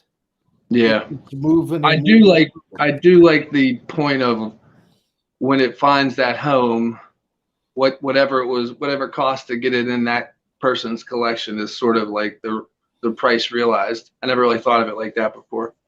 But I think that's the only true way. If not, it just keeps moving. If it's just going to flip constantly, it's like that. I've been watching that Jambalaya Marvel card. I happened to buy one for $25, and I've watched copies sell graded for over 1,500. I've seen raw cards go for 1,000, and I'm sitting there and I'm thinking, this card's not worth that much. When it all settles down, what's a Marvel collector gonna pay for that card once it's said and done? Now, it is a jambalaya. It is a quote unquote case hit. I'm thinking maybe $400 or $500, maybe, when it's all settled down. It is Spider-Man. I mean, Spider-Man's global. The MCU isn't going anywhere. No. You know what I mean? Like Spider-Man can't get arrested for beating up Lois Lane or Mary Jane. This is true. So like that's the point I always made about like Pokemon. It's that the value is there, and it's like a global thing that keeps. I don't know, like they don't have the issue that maybe Sports Card does of like keeping being interesting to young kids. You know what I mean? Like that's who it's. So if you were in '99 when they came out, I mean, if you were 15, now you're in your late 30s, or if you were, how were there older people playing Pokemon in '99 when it first came out? I don't know. I think Magic was more for like the adult, like 18 to 35 range, Right. Well, because Magic came out in '93, so I mean, you're talking still a 6-year difference, and But even when the card market and the dealers that I knew back then, in say 97, 98, and I happened to be there. My brother was, I think, at a show talking to all his dealer buddies. I said, what you guys should do is buy 2 or 3 cases of this Pokemon and Magic stuff and sit on it for 20 years. And they go, why? I said it's going to be like 52 tops. Imagine if somebody had a case of 52 tops with a bunch of manels in it, crisp as the day they came off the press. Yeah. You know, you're not gonna. I don't want to quit it exactly to like that, but I said you have the ability. You're a dealer. You could get TGC cards because I've seen them in your stores. Mm-hmm. What you need to do is buy a couple of those cases and put them away. And then I'll never forget. This is 2010. I'm moving here to Michigan. My dad and I went in to get pizza, and we went over to Big Lots or one of these stores that was next to the pizza place.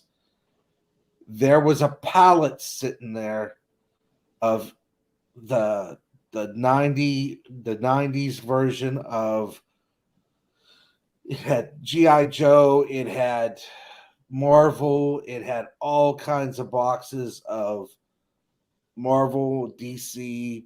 There could have been Star Wars. There could have been whatever. Cards or figures? Cards in the boxes. I don't know if they got a deal on a pallet or something, but I just remember them sitting there. And I forget which store it was. And thinking about it now, they were $5 a pop. So right now, if you'd have bought 10 or 20 of those, you're sitting on $2,000 worth of stuff, because at the time I knew they printed boatloads of that stuff. Yeah. And, But eventually you can't find it, though. Eventually you can't find it. That's Supply withers, demand increases. like when are we gonna see the end of 87 tops being readily available? Never. When? Exactly. Are they still printing? Is Upper Deck still printing 89 Griffey Juniors? Is the press still going somewhere? Possibly. I think we'll see the end of 87 tops before we see the end of 90 Donruss. This is true. Just But at a point, where is this wax going to dry up, and you're just not going to see it anymore? So, I don't know, man. Like, Micah always jokes that like there are still pallets of like 88 Donruss in warehouses. Just like they made so much. Like I did the and it's not like an original thing, but for 93 Donruss, we bought a ton of that because of a deal through Shop at Home deal. But like when you hear the stories of people open cases and only got one elite, so it's like you start doing that math and it's like 9 million plus of each card, so and it's probably more. It gets absurd to think like that. But I think there will always be a nostalgic thing. When Stove did those junk trunks, there were packs that you could get just about anywhere. But it's still cool opening up a pack of 89 Bowman and pulling a Griffey rookie, even though there's bazillions of them. Opening packs is, I'll just speak for myself. It's how I built my collection, So you hate to think of like the numbers what that means in terms of like numbers, but like price, we could have bought all the cards all the good cards from all the stuff for a lot less than like actually, but it's the experience of opening it that I all my majority of my like awesome memories are from based on like pulling something out of a pack, high fiving the dad, but you back to that. He's good. We're gonna hang out sometime soon and do. He said he wants to get another box of something just to open. So we were debating on wait until we could find a Series 1 jumbo, or he might go after another Bowman's Best box. So for those who, sorry, Bob, go ahead. nah, he was getting the Bowman draft too, but like, you know, it's so hit or miss with that, and it's 3 years before anybody really, you know, emerges.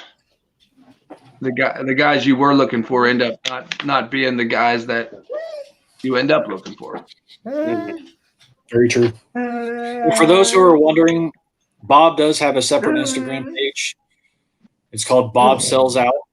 So for anybody who hasn't bothered to go check out Bob's other Instagram, thanks for the plug. There's only baseball and football on there now, but I have 3 boxes over there. You know, 4,000 count, three row box stuff that I want. It's just time consuming, really, because I want to have the price right there with the card. You know what I mean? So somebody can look at it immediately. So to do that, take a picture of the front, take a picture of the back, upload it.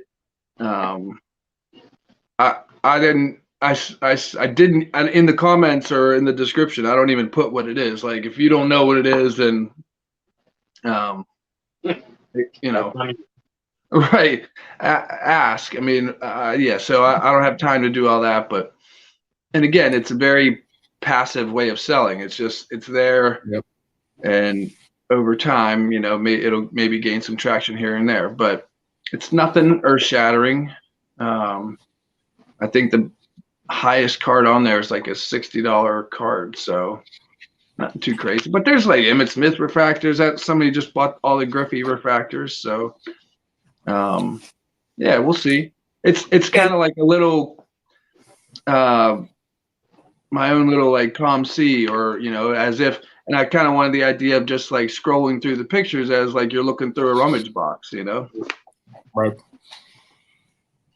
Well, what you're posting are legitimate refractors. They're not cards that they're being listed as a refractor, and yet the brand in which is being posted doesn't have refractors.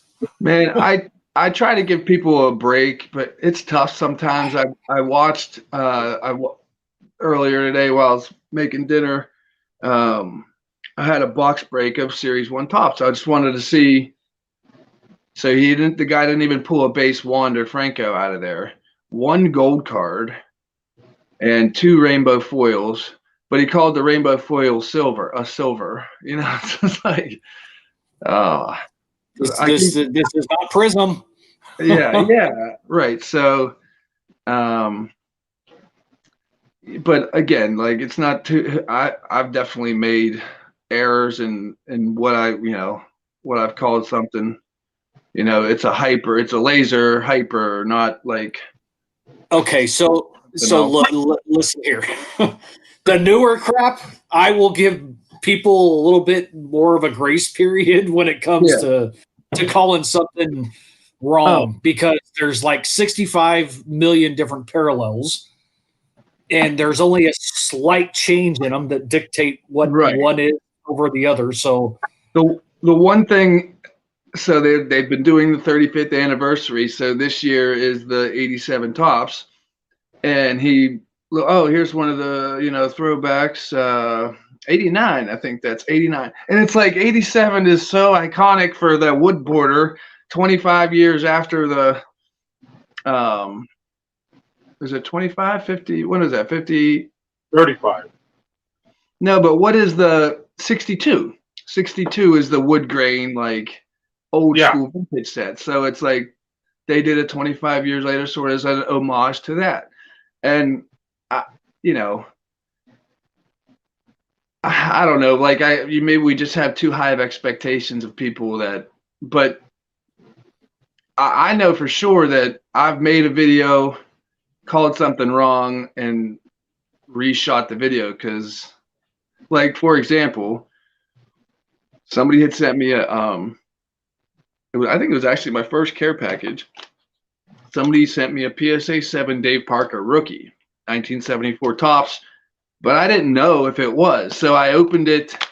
I think I've told this story before, but like I opened it, and then like in that moment, not knowing what it was, like, and not wanting to sound like somebody that didn't know what they were talking about, I went and made sure, reshot the video and opened it as if it was the first time I ever saw it, you know? So it's like a little acting on my part.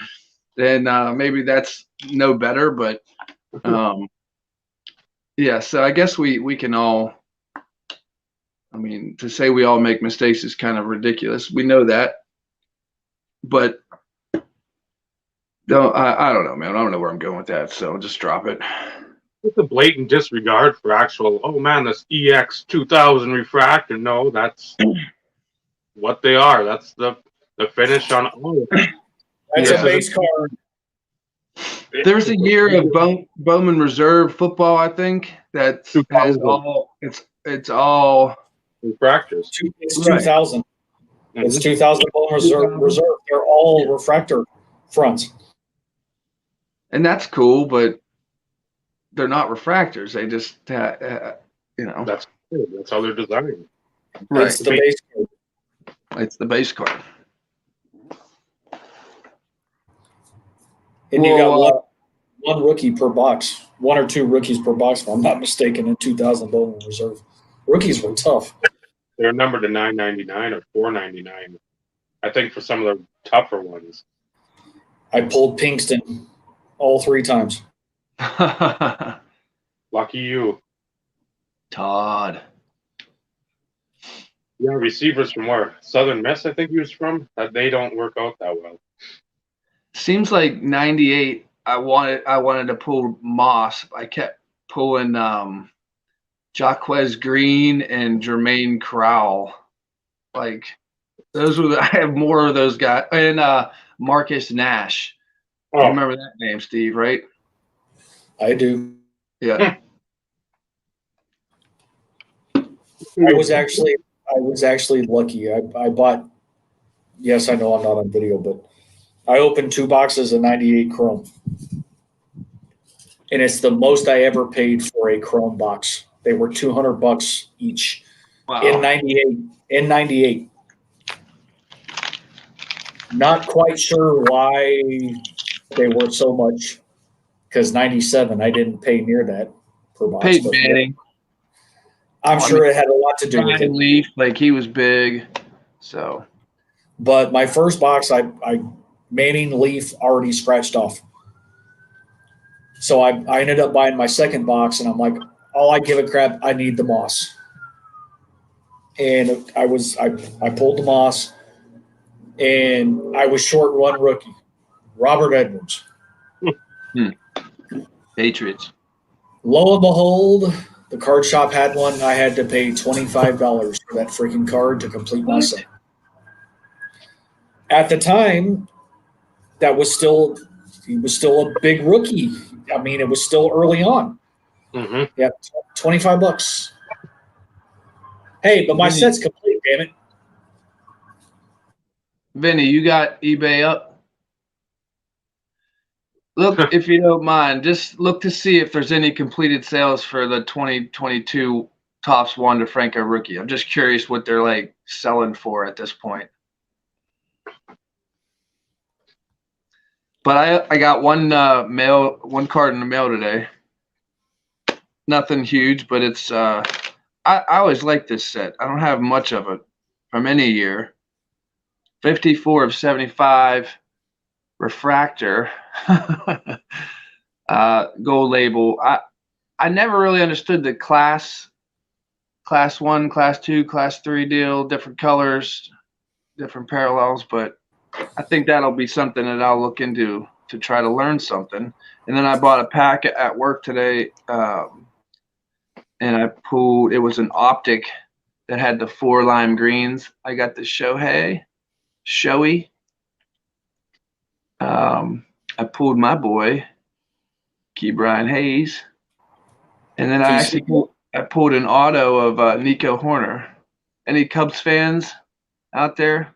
You can have that. That's not a bad. She didn't do too bad, man. No, that's what I was texting with DC and was like, these I've on occasion because they're $15 now for that. I mean, I've bought them opened and like not been even mildly impressed with any card in there, you know. So it's true hit or miss, it seems like. Gold label is your pictures. That's what dictated your class 1, 2, and 3. Oh, really? Picture variations. Yep. Okay. If it's anything like the But old then one, are there parallels for each class? Like, they're red. This looks to be red, but maybe they're all red. There were black labels and red labels back in the early years too. Yep. Black labels were not serial numbered. Red labels were varying serial number depending on. Yeah, it was like 100, 50, and 25. Yep. And then they had masterpieces. They Yep. probably weren't called masterpieces, but they had 101s. Those are the true 101s. They had true 101s. That was a different different holographic sheen on there. What'd you say? It was like a different holographic sheen. Oh. I think the back had like the same And wasn't coating as the front. and some of them, I think, even the Topps Gold label that it changed colors too. Red and black. That's how you knew if they were red or black label. Yep. Mm-hmm. so like I know Lemieux had in 2000, 2001, he had class 1, 2, and 3, a base card, and then he had a gold version that all three class 1, 2, and 3 were numbered. So I have all the numbered variations. I have class 1 and I think 3. I think I need the class 2, and I've never seen it. Like just a base version thereof. So Never. there's a base card, class 1, class 2, class 3, and then there's a gold variation of each. Yep. That's what it was in 2000, 2001. There should be just like a class. One of the classes is your base class, and Yeah. then you have 2 and 3. Then you have a black label for all 3, where that Topps Gold label's like the blackout. That's black. Yeah. Then you have the red label, which is serial numbered according to class. Like, let's say class 3 is the easiest, or that's the base set. That would be your 100. Class 2 would be to 50. Class 1 would be to 25 for the red label. So they're all red, but depending upon what class it is, it's the lower serial numbered, the higher the class. And I don't know if that's correct. I can't remember if it's 3 I can't either. 25 or 1 is to 25, but it's in the whatever regard.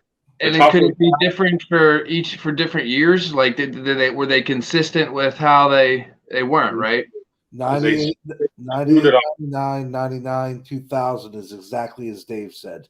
What's the is it High Tech that has like the 98 variations of like dude, imagine if you were just that into it that you could like identify upon looking at it, you know?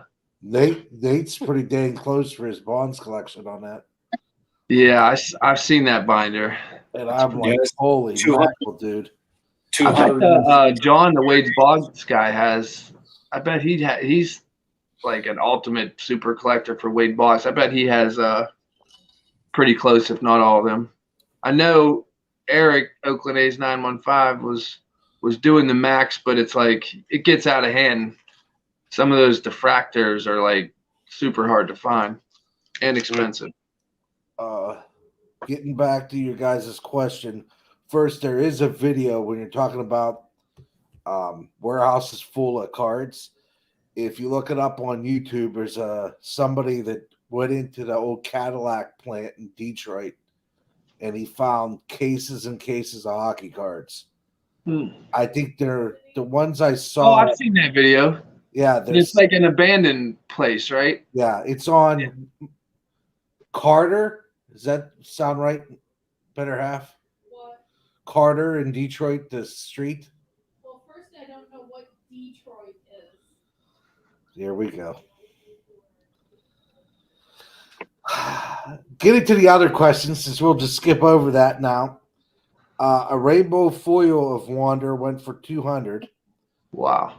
Sales price was $600. Best offer was $200. 8 lot of Wander Franco rookie cards, Series 1, went for $150. Here's one for $30, 30, 40, 35, 35. Another rainbow foil for 130. Any golds yet? So I'm looking through. The golds Wander be Franco rookie card chrome silver pack went for 150.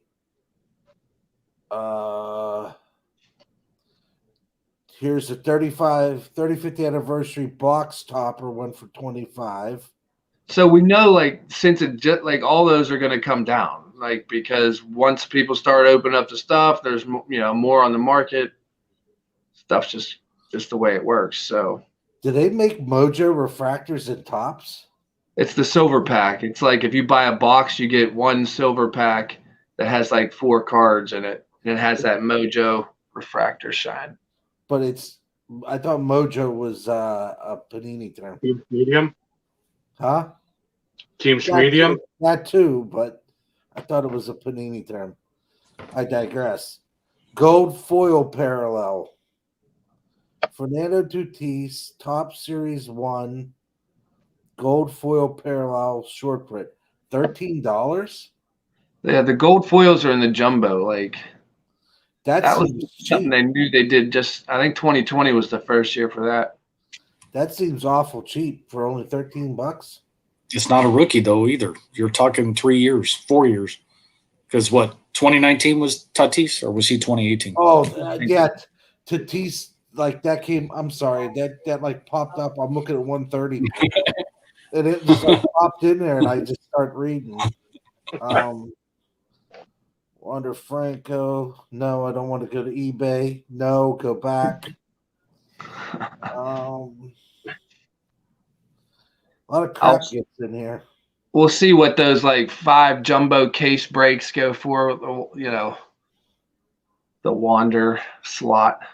Here's another rainbow foil 250. So yeah. So they at least he's played some games and has shown some like Potential. Yeah. That whole prospect stuff is nutty. So yeah, they're going for about $30 a pop. Right now. Yeah, I'll buy some of the blasters if I find them. But again, I wait for Christmas. Ma picks up the set for me, and then at least I've got one just tucked away. Yeah. Don't have to worry about it. We'll see when they come out what goes. I was looking at prices of last year's stuff, like a box of Series 1 retail, $66. That doesn't sound bad if you're putting a set together. Instead of buying 3 blasters, you can get a box of retail, $66 shipped.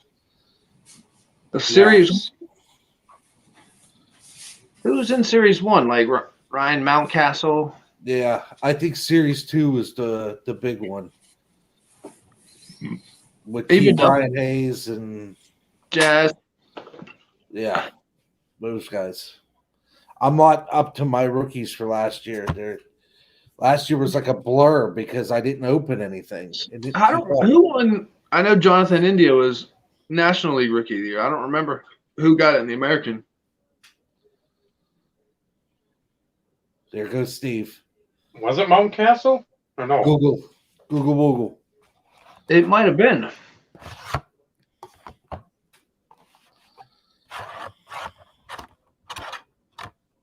I saw Randy Rosarina has an All-Star Rookie Cup, but his rookie year was 2 years ago. That's all right.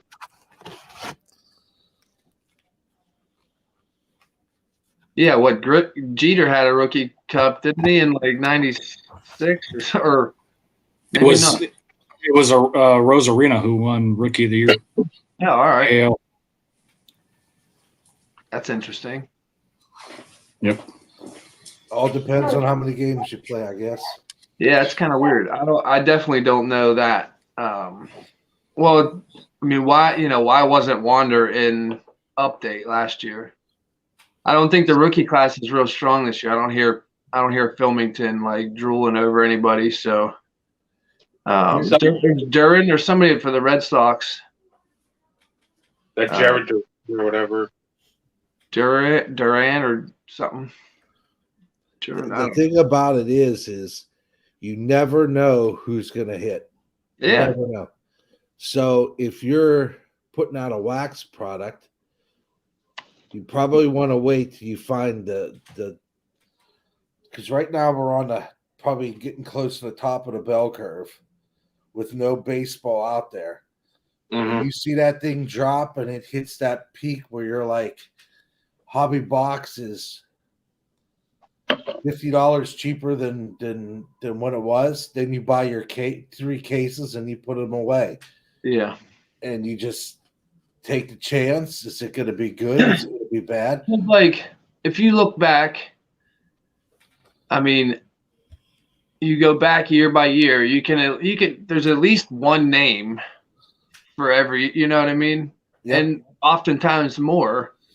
Maybe they weren't the guy people were, I don't think many people were going after Matt Chapman in 2017. It was all Aaron Judge and Bellinger.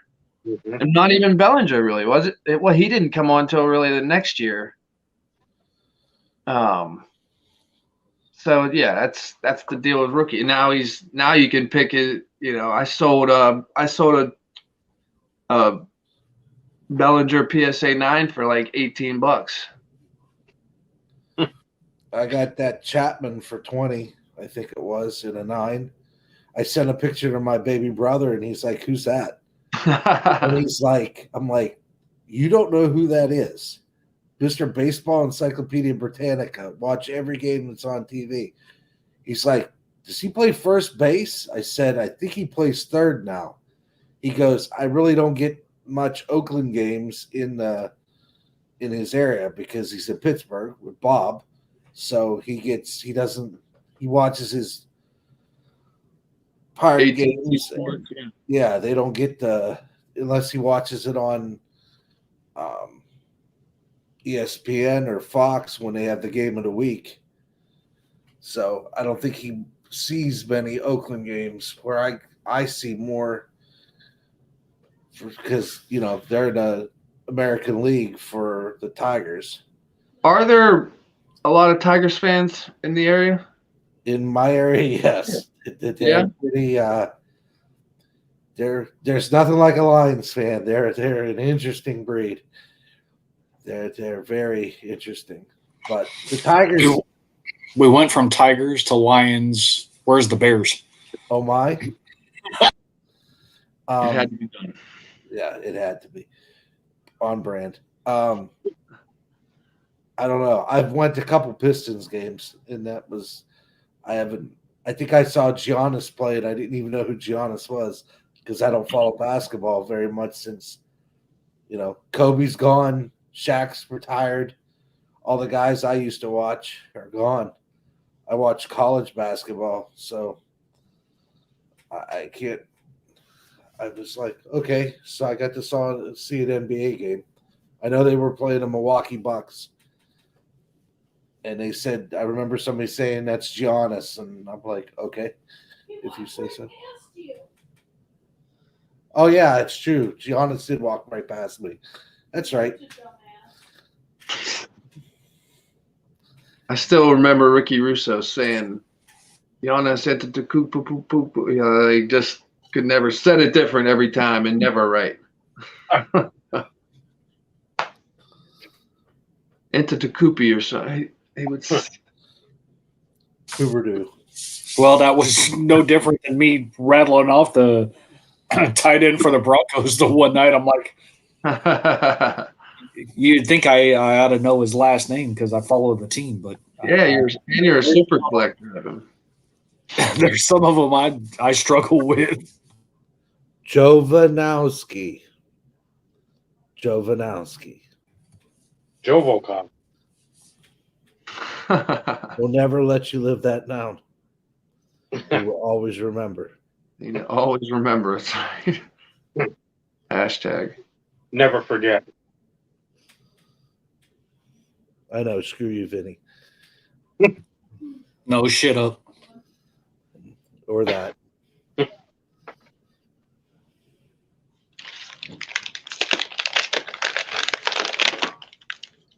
So we're talking about there's a Marcus Nash reference in there. There was your tight end Albert, whatever, every letter of the alphabet times 2 for your last name out of Missouri. I figure with about a half hour or less left in the broadcast, get to the subject, maybe. Since again, it's not one that two hours into the show, we're gonna get to it because it won't go another 2 hours. It's something we can. It's just button up fairly quickly. What is the subject? So you didn't do your due diligence, Bob? I can't even spell due diligence. That's a bunch of crap.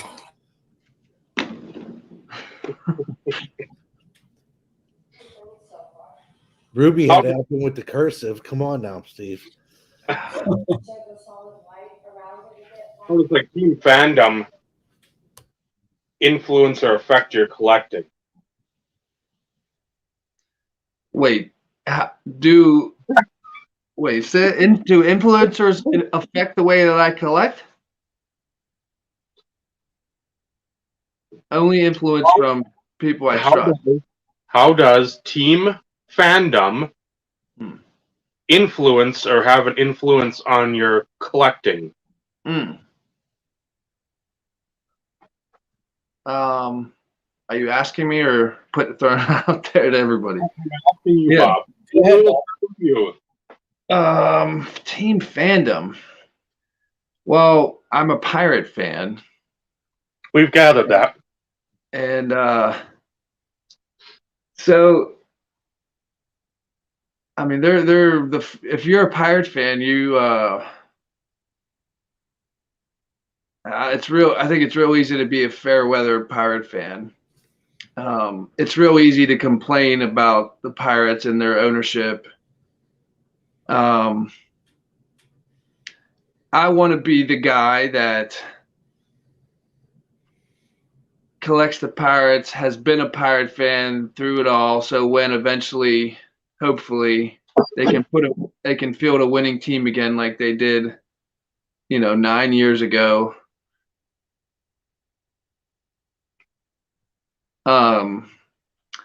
But does it affect the way that I collect? I mean, I want to collect Key Brian Hayes because I see him as being a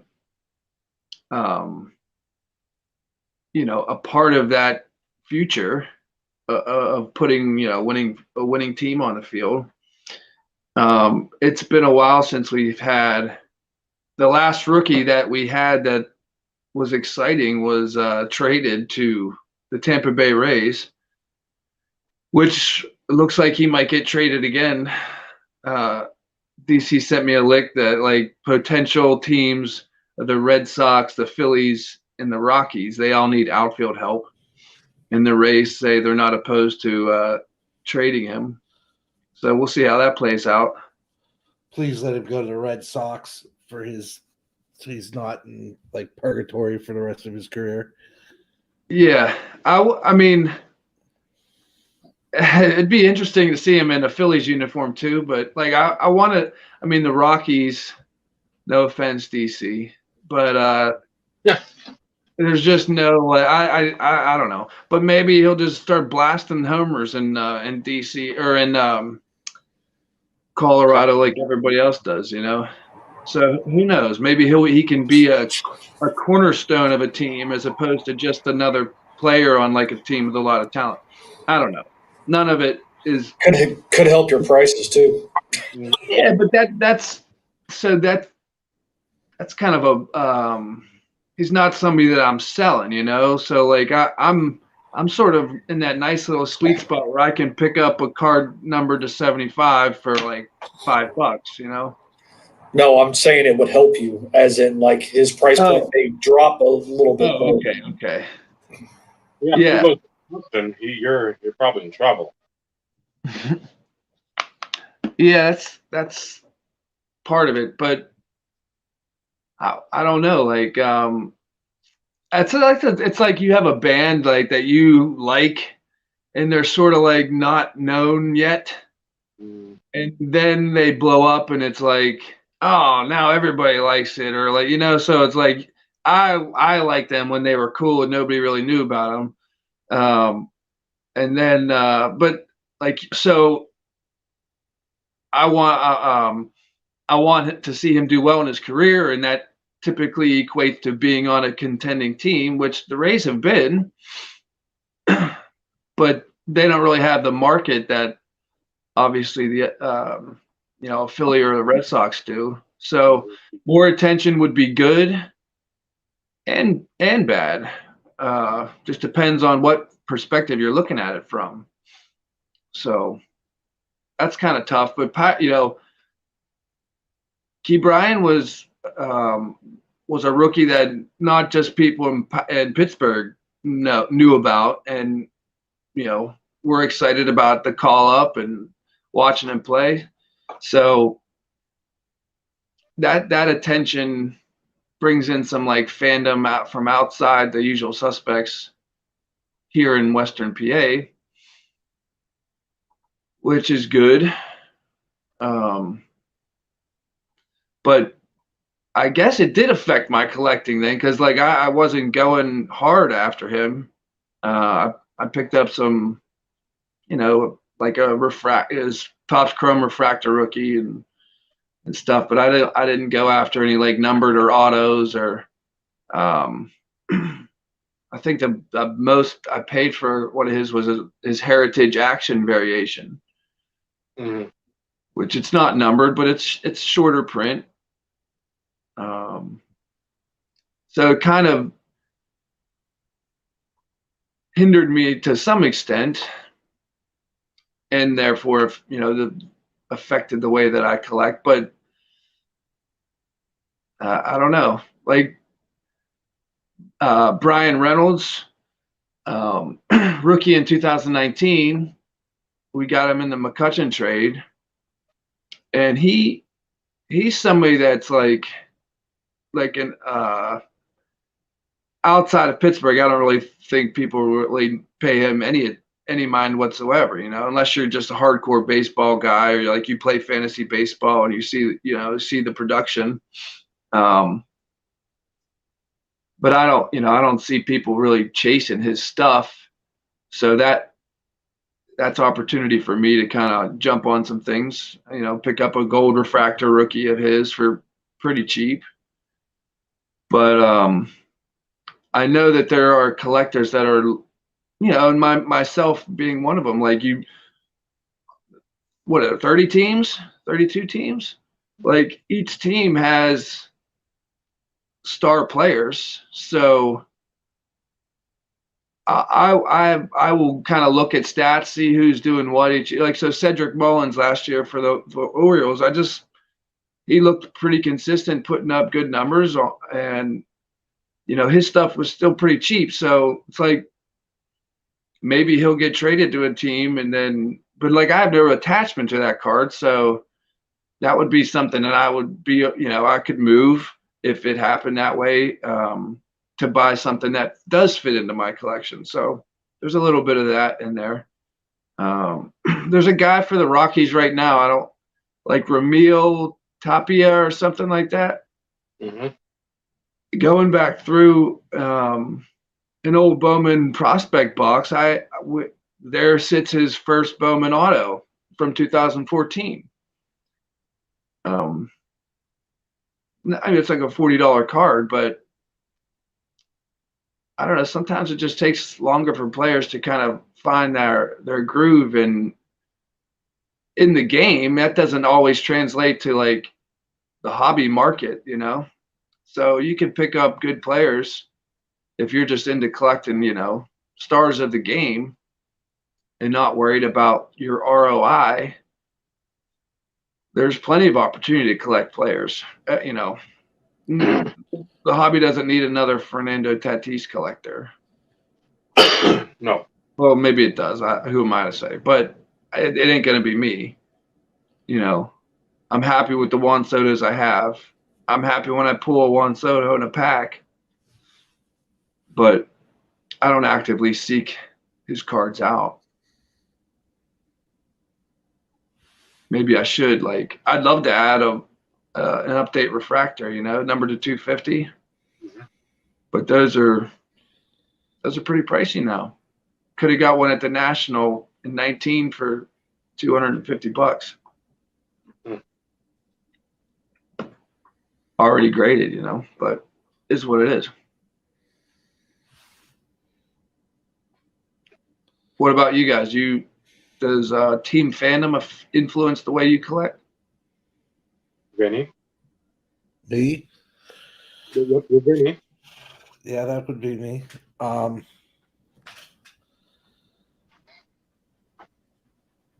I am a fan of Pittsburgh. Always was, always will be. It's where I grew up. That's that. Growing up in Pittsburgh, however, for me, I got to see a lot of other teams play because all the network TV we got on the old boob tube, as they say back in the day. So I got to watch who didn't get to watch Atlanta when we had that. So that's Chipper Jones, those Atlanta teams, even though they beat Pittsburgh, I still enjoyed watching those guys. We used to get the New Jersey station, New York station. So I watched a lot of Islanders games. We used to get sometimes we would get stuff from DC, so the Capitals. On occasion, WGN had the Cubs games on. had the Cubs games. Sometimes the White Sox. Got to watch the Phillies. Got to watch Philadelphia, even though the Flyers and only time I really enjoyed them was when they had the Legion of Doom because Did he get his goal tonight? Sid got his 500th. And his 50th against the Flyers, so that's kind of cool. So that was his stuff has taken a back seat to Ovechkin over the last couple months. We'll see how that rolls moving up. But there are so many teams out there that now with TV, like we got this Xfinity cable now.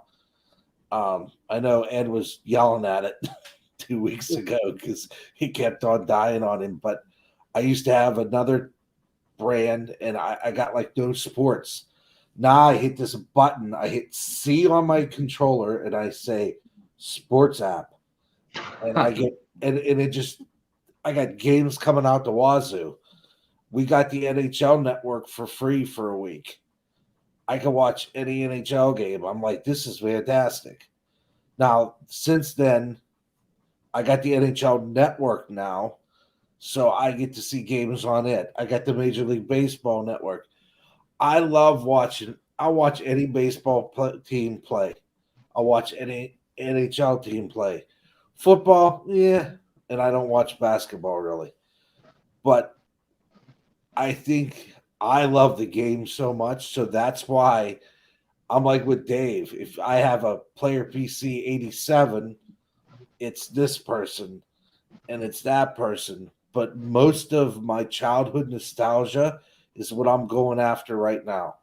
Like when I went after those rookies, I picked Canseco because I just remember Canseco hitting bombs. And I hit McGuire because McGuire hit bombs and I enjoyed watching him play. And despite all this stuff, you know what? Baseball sure didn't have any problem when they were doing all the stuff with him and taking advantage of all the sales. Did something went wrong? Scoot, scoot out the door. Scoot, scoot. There you go. You're bad. You're bad for the game. But you sure took all the money we generated for you. That's what ticks me off about the steroid guys. Now, Palmeiro, he kind of went a little overboard. But even Palmeiro, those guys kept that game exciting for a lot of people. And it's just, yeah. And here in growing up in Pittsburgh, my other team was Detroit. So Yzerman and Lemieux have always been my top guys. Then when the Russians came over, when we got Yager for the Penguins, I was ecstatic because I said, now we got this kid and Lemieux together. There's nobody going to stop these guys. And for 5 or 6 years, they were solid. Then I got to see right after the Penguins kind of went down, the Red Wings came up. So they got Yzerman, Fedorov, Konstantinov, Larionov, forgetting my Ovs. Fedorov, Larionov, Konstantinov, Kozlov, and Gosh, that I wish we wouldn't have got because I'm not a big Hasek guy. I like to saw Curtis Joseph play, and but we got Brendan Shanahan, and those guys were just good. Chris Draper. Yeah, the grind line with Drake, McCarty. McCarty's an animal. He does these local things around here, and he talks about the fight that they had with Avalanche. He wears that thing like it's the biggest badge of honor ever. But he got to just whack Claude Lemieux in the teeth. It was what? It's Maltby, Draper, Kosher, and Louis Kosher, one of the best fighting guys out there back in the day. Kosher and the other guy switch because Kosher left. It was Maltby, Drapes, McCarty, and Kosher. Those four guys. Those guys could grind out. I met Maltby on I'm like, that's Kirk Maltby. I was flying back from Minnesota, and I'm like, I know that's Kirk Maltby. and then I'm like, man, I want to say something to him, but man. And then we're getting off the plate, and they were like, okay, Kurt, we'll see you later. I'm like, son of a gun, it was him. But I always liked his game because he was just a grind out hockey player, and I enjoyed it. Fetisov, thank you, Jeff. For some reason, it was not clicking in there. Now, my wife must be not here because she would have yelled at me because she has them like ingrained in her head. She has a wing will tattooed on her ankle. She's a little bit bigger fan than I am. But I buy nostalgia. All these guys, that's what I'm really into right now is buying. But I'll grab the guys too now that are like I bought that Chapman rookie. I like the kids play. I was enamored with Pete Alonso a couple years back before he hit the 50 home runs. I said this kid's gonna be something special. He ends up so far he's a little bit less, but I know, Carlos. I know. It's memory lane nostalgia for Vinny. But I always collect Lemieux. He's my guy. I've been trying to grab more Yzermans lately. I nailed a couple cool ones the other night for cheap because I was like, you know what? Even though it wasn't in my goals, I got to start getting some unique Yzerman stuff that will fit there and never leave because he was my other guy. And I've neglected his stuff a long, long time. The good thing, he's in a lot of insert sets and a lot of base sets I'm buying. So here we go. No, this is not the shocking revelation portion. That was earlier. You missed it, Carlos. So I'll go with a little bit shorter of an answer. Sorry. It's all right.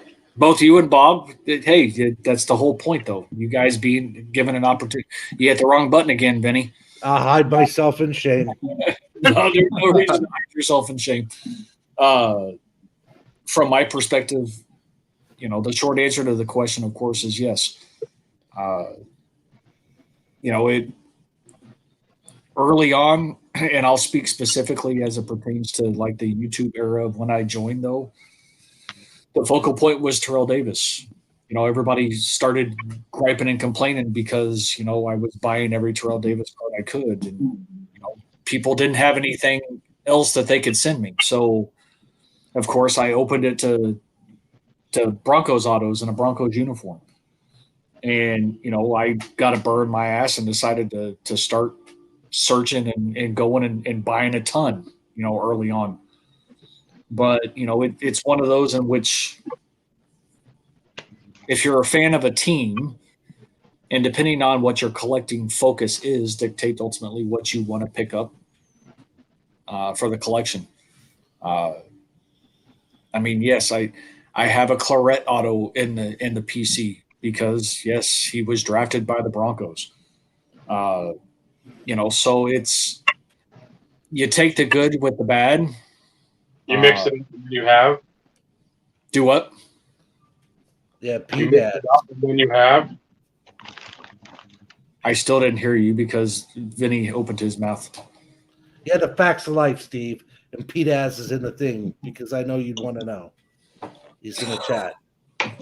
Okay. It's one of your guys. So I'll shut up now. Bye. You said you take the good, you take the bad, and I said you mix it up and then you have. Oh, a ball of crap. You got Tootie. Tootie. Fruity. But it's you also have to deal with all the rookies. From a football perspective, almost any guy who gets drafted by the team these days gets an autograph card. Mm-hmm. So of course it increases the amount that you end up ultimately having to go after. Early on, I mean, it's one of those. Unless they have a phenomenal season, you can get things cheap and everything else. But on the flip side, something that I put out there in my goals, you have somebody like a Peyton Manning who comes to the team, leads you to 2 Super Bowls. You lose the first one, you win the last one, and all is well. But yet now you have to add a Peyton Manning autograph to the collection because if you don't have one in a Broncos uniform, how can you call yourself a Broncos collector, right? So it very much impacts the way that I collect, of course. And, with the speculation swirling about Rodgers, yes, there's a lot of things out there. There's possibilities. No, Packers are all in, $50 million a year type situation. It's all speculation. Who knows? But, at the end of the day, if Rodgers ends up making it into a Broncos uniform, then that gets added to the list of something else that we'll have to find an opportunity to get. So much shorter answer, Dave. And I'm completely different. It's odd where someone who collects everything, I rarely collect the teams I like, that I follow. I've got stuff of them, but I don't actively search out Edmonton Oilers 1,000-card lot. The team collection. Chargers. My fandom of the team, it's sort of like the fantasy aspect. I don't really want to have them on my team. Because if they lose, and again, 20 years ago it was a lot different, I'd be a lot more riled up about Natron means 8 carries, 14 yards, and a game he was supposed to go off on or go off. But that led me to that point. It's like, okay, I love Natron. I'm dumping money in there. I'm dumping money in Chargers cards. Not saying what's my return, but if I'm paying $25 for some Pacific Copper parallel at 75, and now he's getting cut for like the third time, and he went to Carolina, it's like, okay, his career's winding up because he can't stay healthy. Chargers suck because they just suck. Again, that Vic trade or that number 1 pick in 01 trade, I absolutely loved it when they said they were going to do it, because it's like you move back only 4 spots, you get a second. I think you got a 4th, and then you got Tim Dwight. So you're filling a lot of holes, and then you got Breeze out of that deal, and the draft pick, and you got Nate Caden. You got a lot of key integral parts there. I should have, and that was the one thing I do regret. I loved Tomlinson in college. I still remember on one of the Fox Sports nets they had TCU one game because again, it's not like now where everybody plays on TV somewhere. You were stricken with Oklahoma and Texas and Michigan, Ohio State, all these same games at Miami, Florida State. We had to watch them. That was, and again, there were some good ones, but you never got to see like, hey, what's Fresno and San Jose State doing this year? What are they up to? You got to see Washington and Washington State one time a year, and that was the Apple Cup, like the Thanksgiving weekend. So seeing TCU, I'm like, I want to see Tomlinson play. That was like beautiful day outside. I'm like, you know what? I just want to see this kid play. I've heard enough about him. I see the numbers. Let's see what he's really about. And watching him, I'm like, fuck, he's a real deal. That should have been somewhere I put a little more money in. I got a few rookies, but I mean, I wish I would have. That was the guy that would have turned my fandom corner and just went fucking all in on Tomlinson because I loved him. Go to the Chargers, so it's like, okay, you're in a cool team in college because purple and black and silver. I mean, that's cool colors. Then you go to my team in the pros, game winner there, and I just buy a couple cards here and there. And everybody's so focused on Vic that you could still get stuff early on of Tomlinson cheaper, but being burnt with how many other guys, it's like, no, I already grabby at my team. I'm piss moaning at him. Chargers lose by 5, lose by 50. Put money into Ryan Leaf. He sucks. Now you're left with Craig Wheelahan and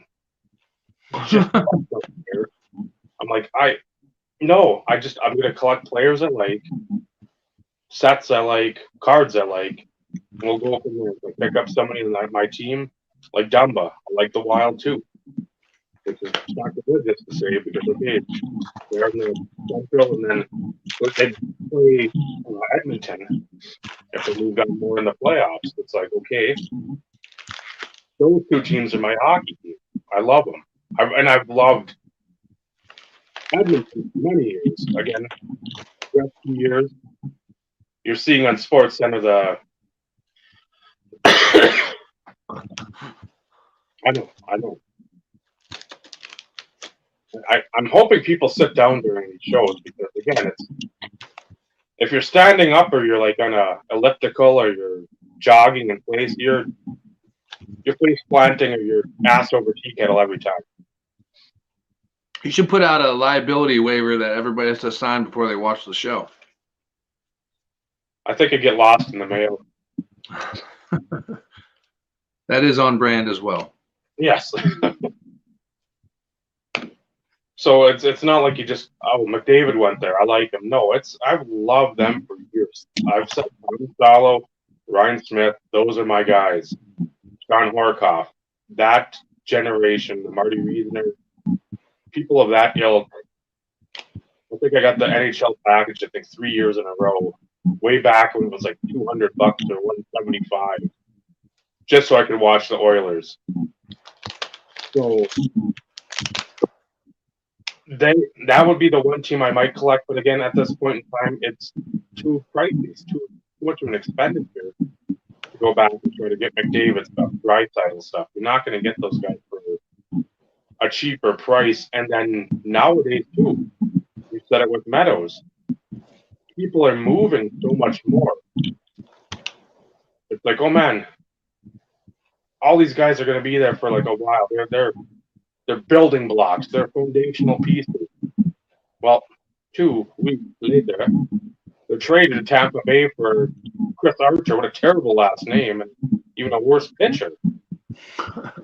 Like, so you trade away 3 top 10 prospects for somebody. And to bring that, not to interrupt you, to bring that face slap full circle, he goes back to the Rays, and we still got nothing. So they got all 4 pieces over there. So it's tough to have it's the rare times. Even Tom Brady moved team. It's tough to Brett Favre into the career moved to a different team. You don't have Roethlisberger's one that stayed true to his team the whole time. Again, probably more than likely that be tough move for him on multiple levels. But Eli stayed. Yeah, Do you Eli. think, that if so, a guy that compiles like maybe we'll say Hall of Fame caliber numbers, but played for 4 teams doing it. Do you see that as less of an accomplishment than if somebody did it with the same team the whole time? Do you think it affects like the markets of said player?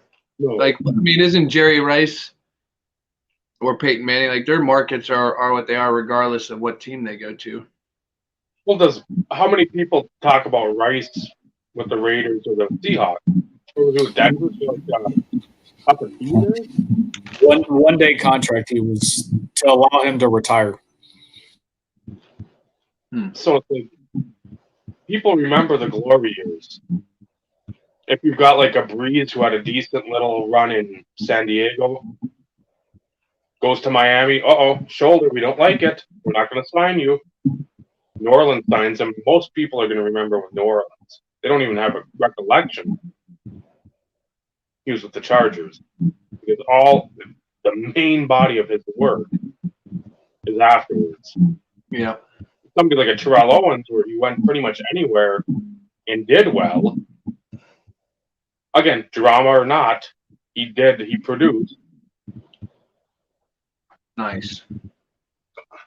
Or you got interesting with Randy Moss, had all the success with the Vikings. Then couple 2 or 3 years with the Raiders, it was just sort of but then finds new life in New England. It's like, oh yeah, I remember how awesome Randy Moss was, and maybe had his most prolific career or season with them. So you just never know how it's going to work out. But if you're a great player, you're going to be good. I think. Well, can't even say that because somebody's got to throw you the ball. Yeah, again, he went to Tennessee for a little bit. He was okay there. 49 go for a spell. But I don't know. Like he'll all. If I'm thinking of him, I see him in the purple and gold. You know. So yeah, it most of the time I'd say it doesn't matter.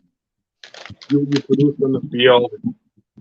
If you watched him, I watched whoever it is in that era, you're gonna think of them how you remember them. Again, Randy Moss, Viking. I saw some of his most prolific catches and highlights at games in Minneapolis.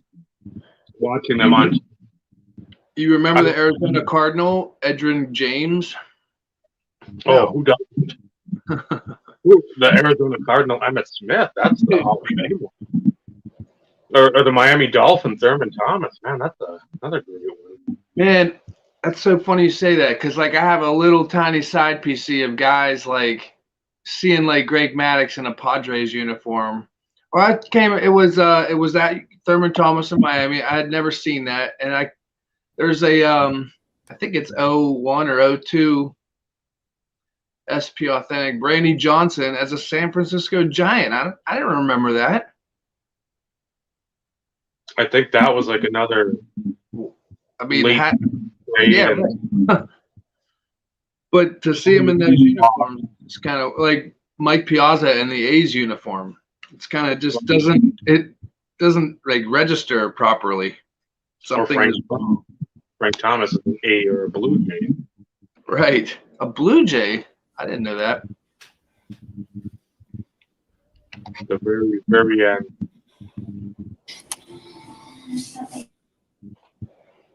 So yeah, it for me collecting team wise, just there's too many cooks in the kitchen if I start going that way.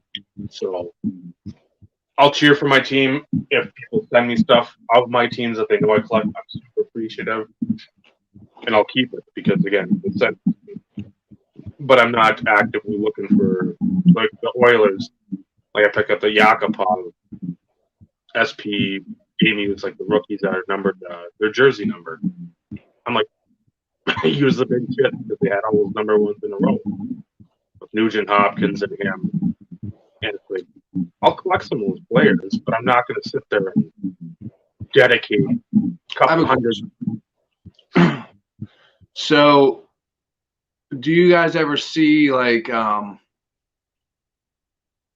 you collect a player for this team?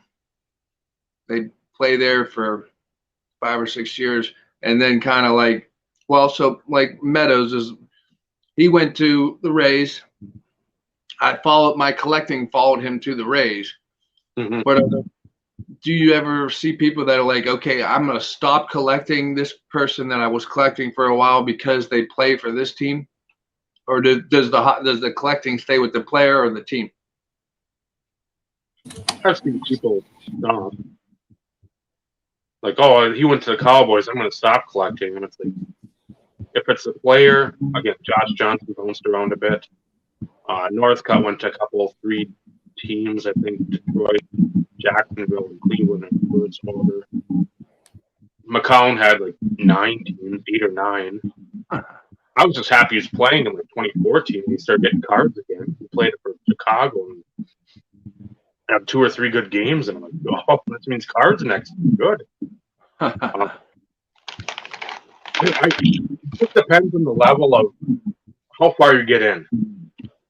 If you're collecting from the beginning and you're like buying multiples of everyone, and the guy leaves after like 3-4 years, unless there's a big base for that player, then I think it's a lot different, a lot more difficult to move the stuff.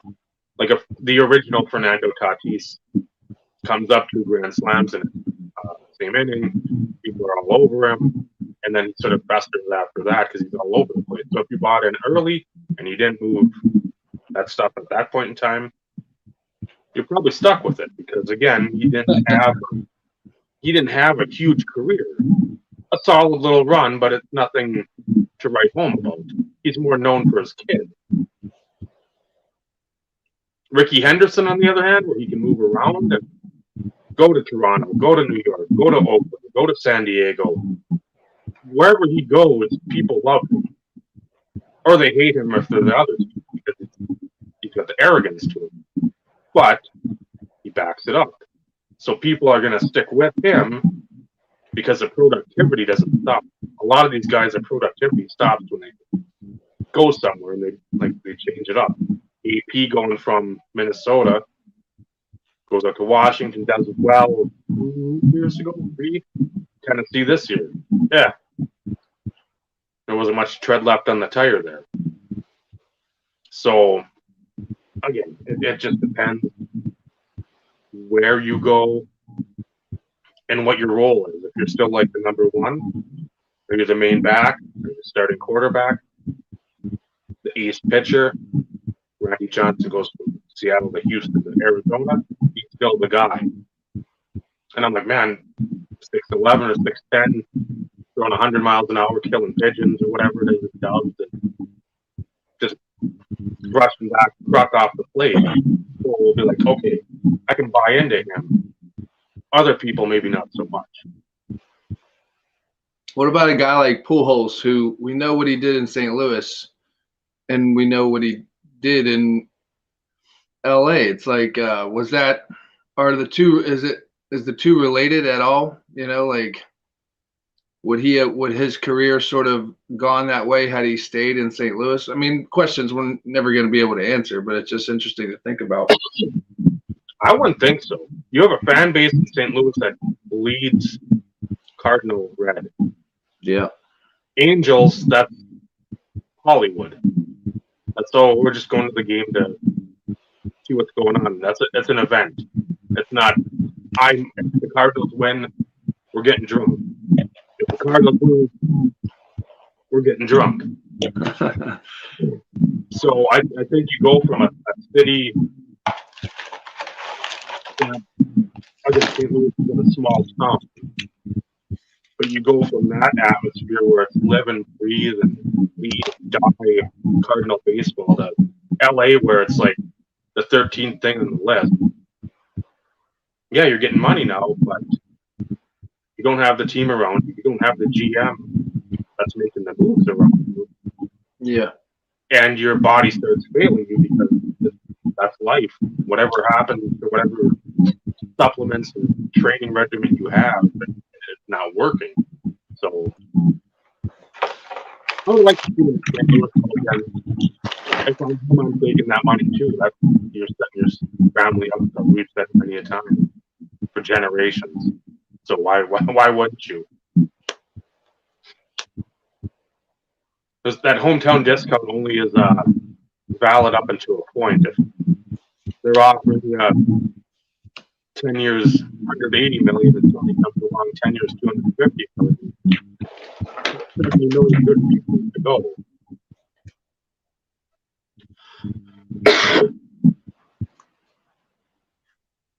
So see, we got the topic in. A little longer, but it's fine.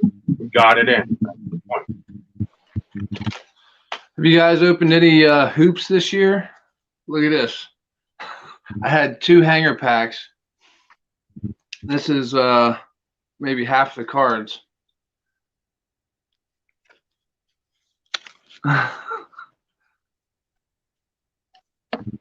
Like they didn't have any other ideas for like pictures. Just put a camera by the backboard and just take a picture of everybody dunking. It's kind of strange. It's like the anti-top stadium club. Nice. Anti-top stadium club. Let's put 0 effort into it.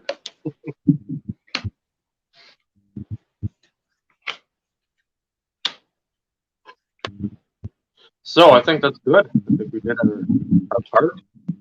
Oh, we crushed. Got our points across.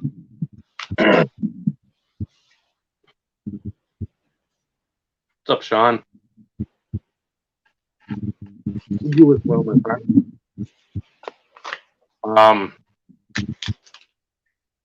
Any last words? All from me. Tie a bow on it, Dave. Tie a bow on it. Thank you, everybody, coming in, chatting, offering the topic, offering other topics. We'll do that. We'll go completely off topic, which is hashtag on brand. Thank you to Vinny, Robert, stepping in. Remember, like, comment, unlike, dislike, subscribe, send us money, any way, shape, or form. Thank you, kind of, Mike. Mike. Remember, every Tuesday, 7:05 p.m. Central Standard Time. You know where to go. Here. Somewhere else.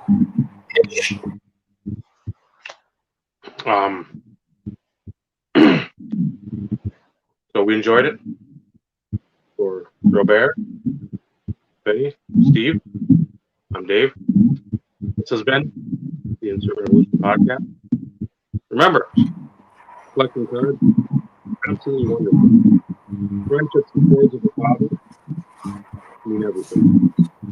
Good night, everyone. Bye, everybody.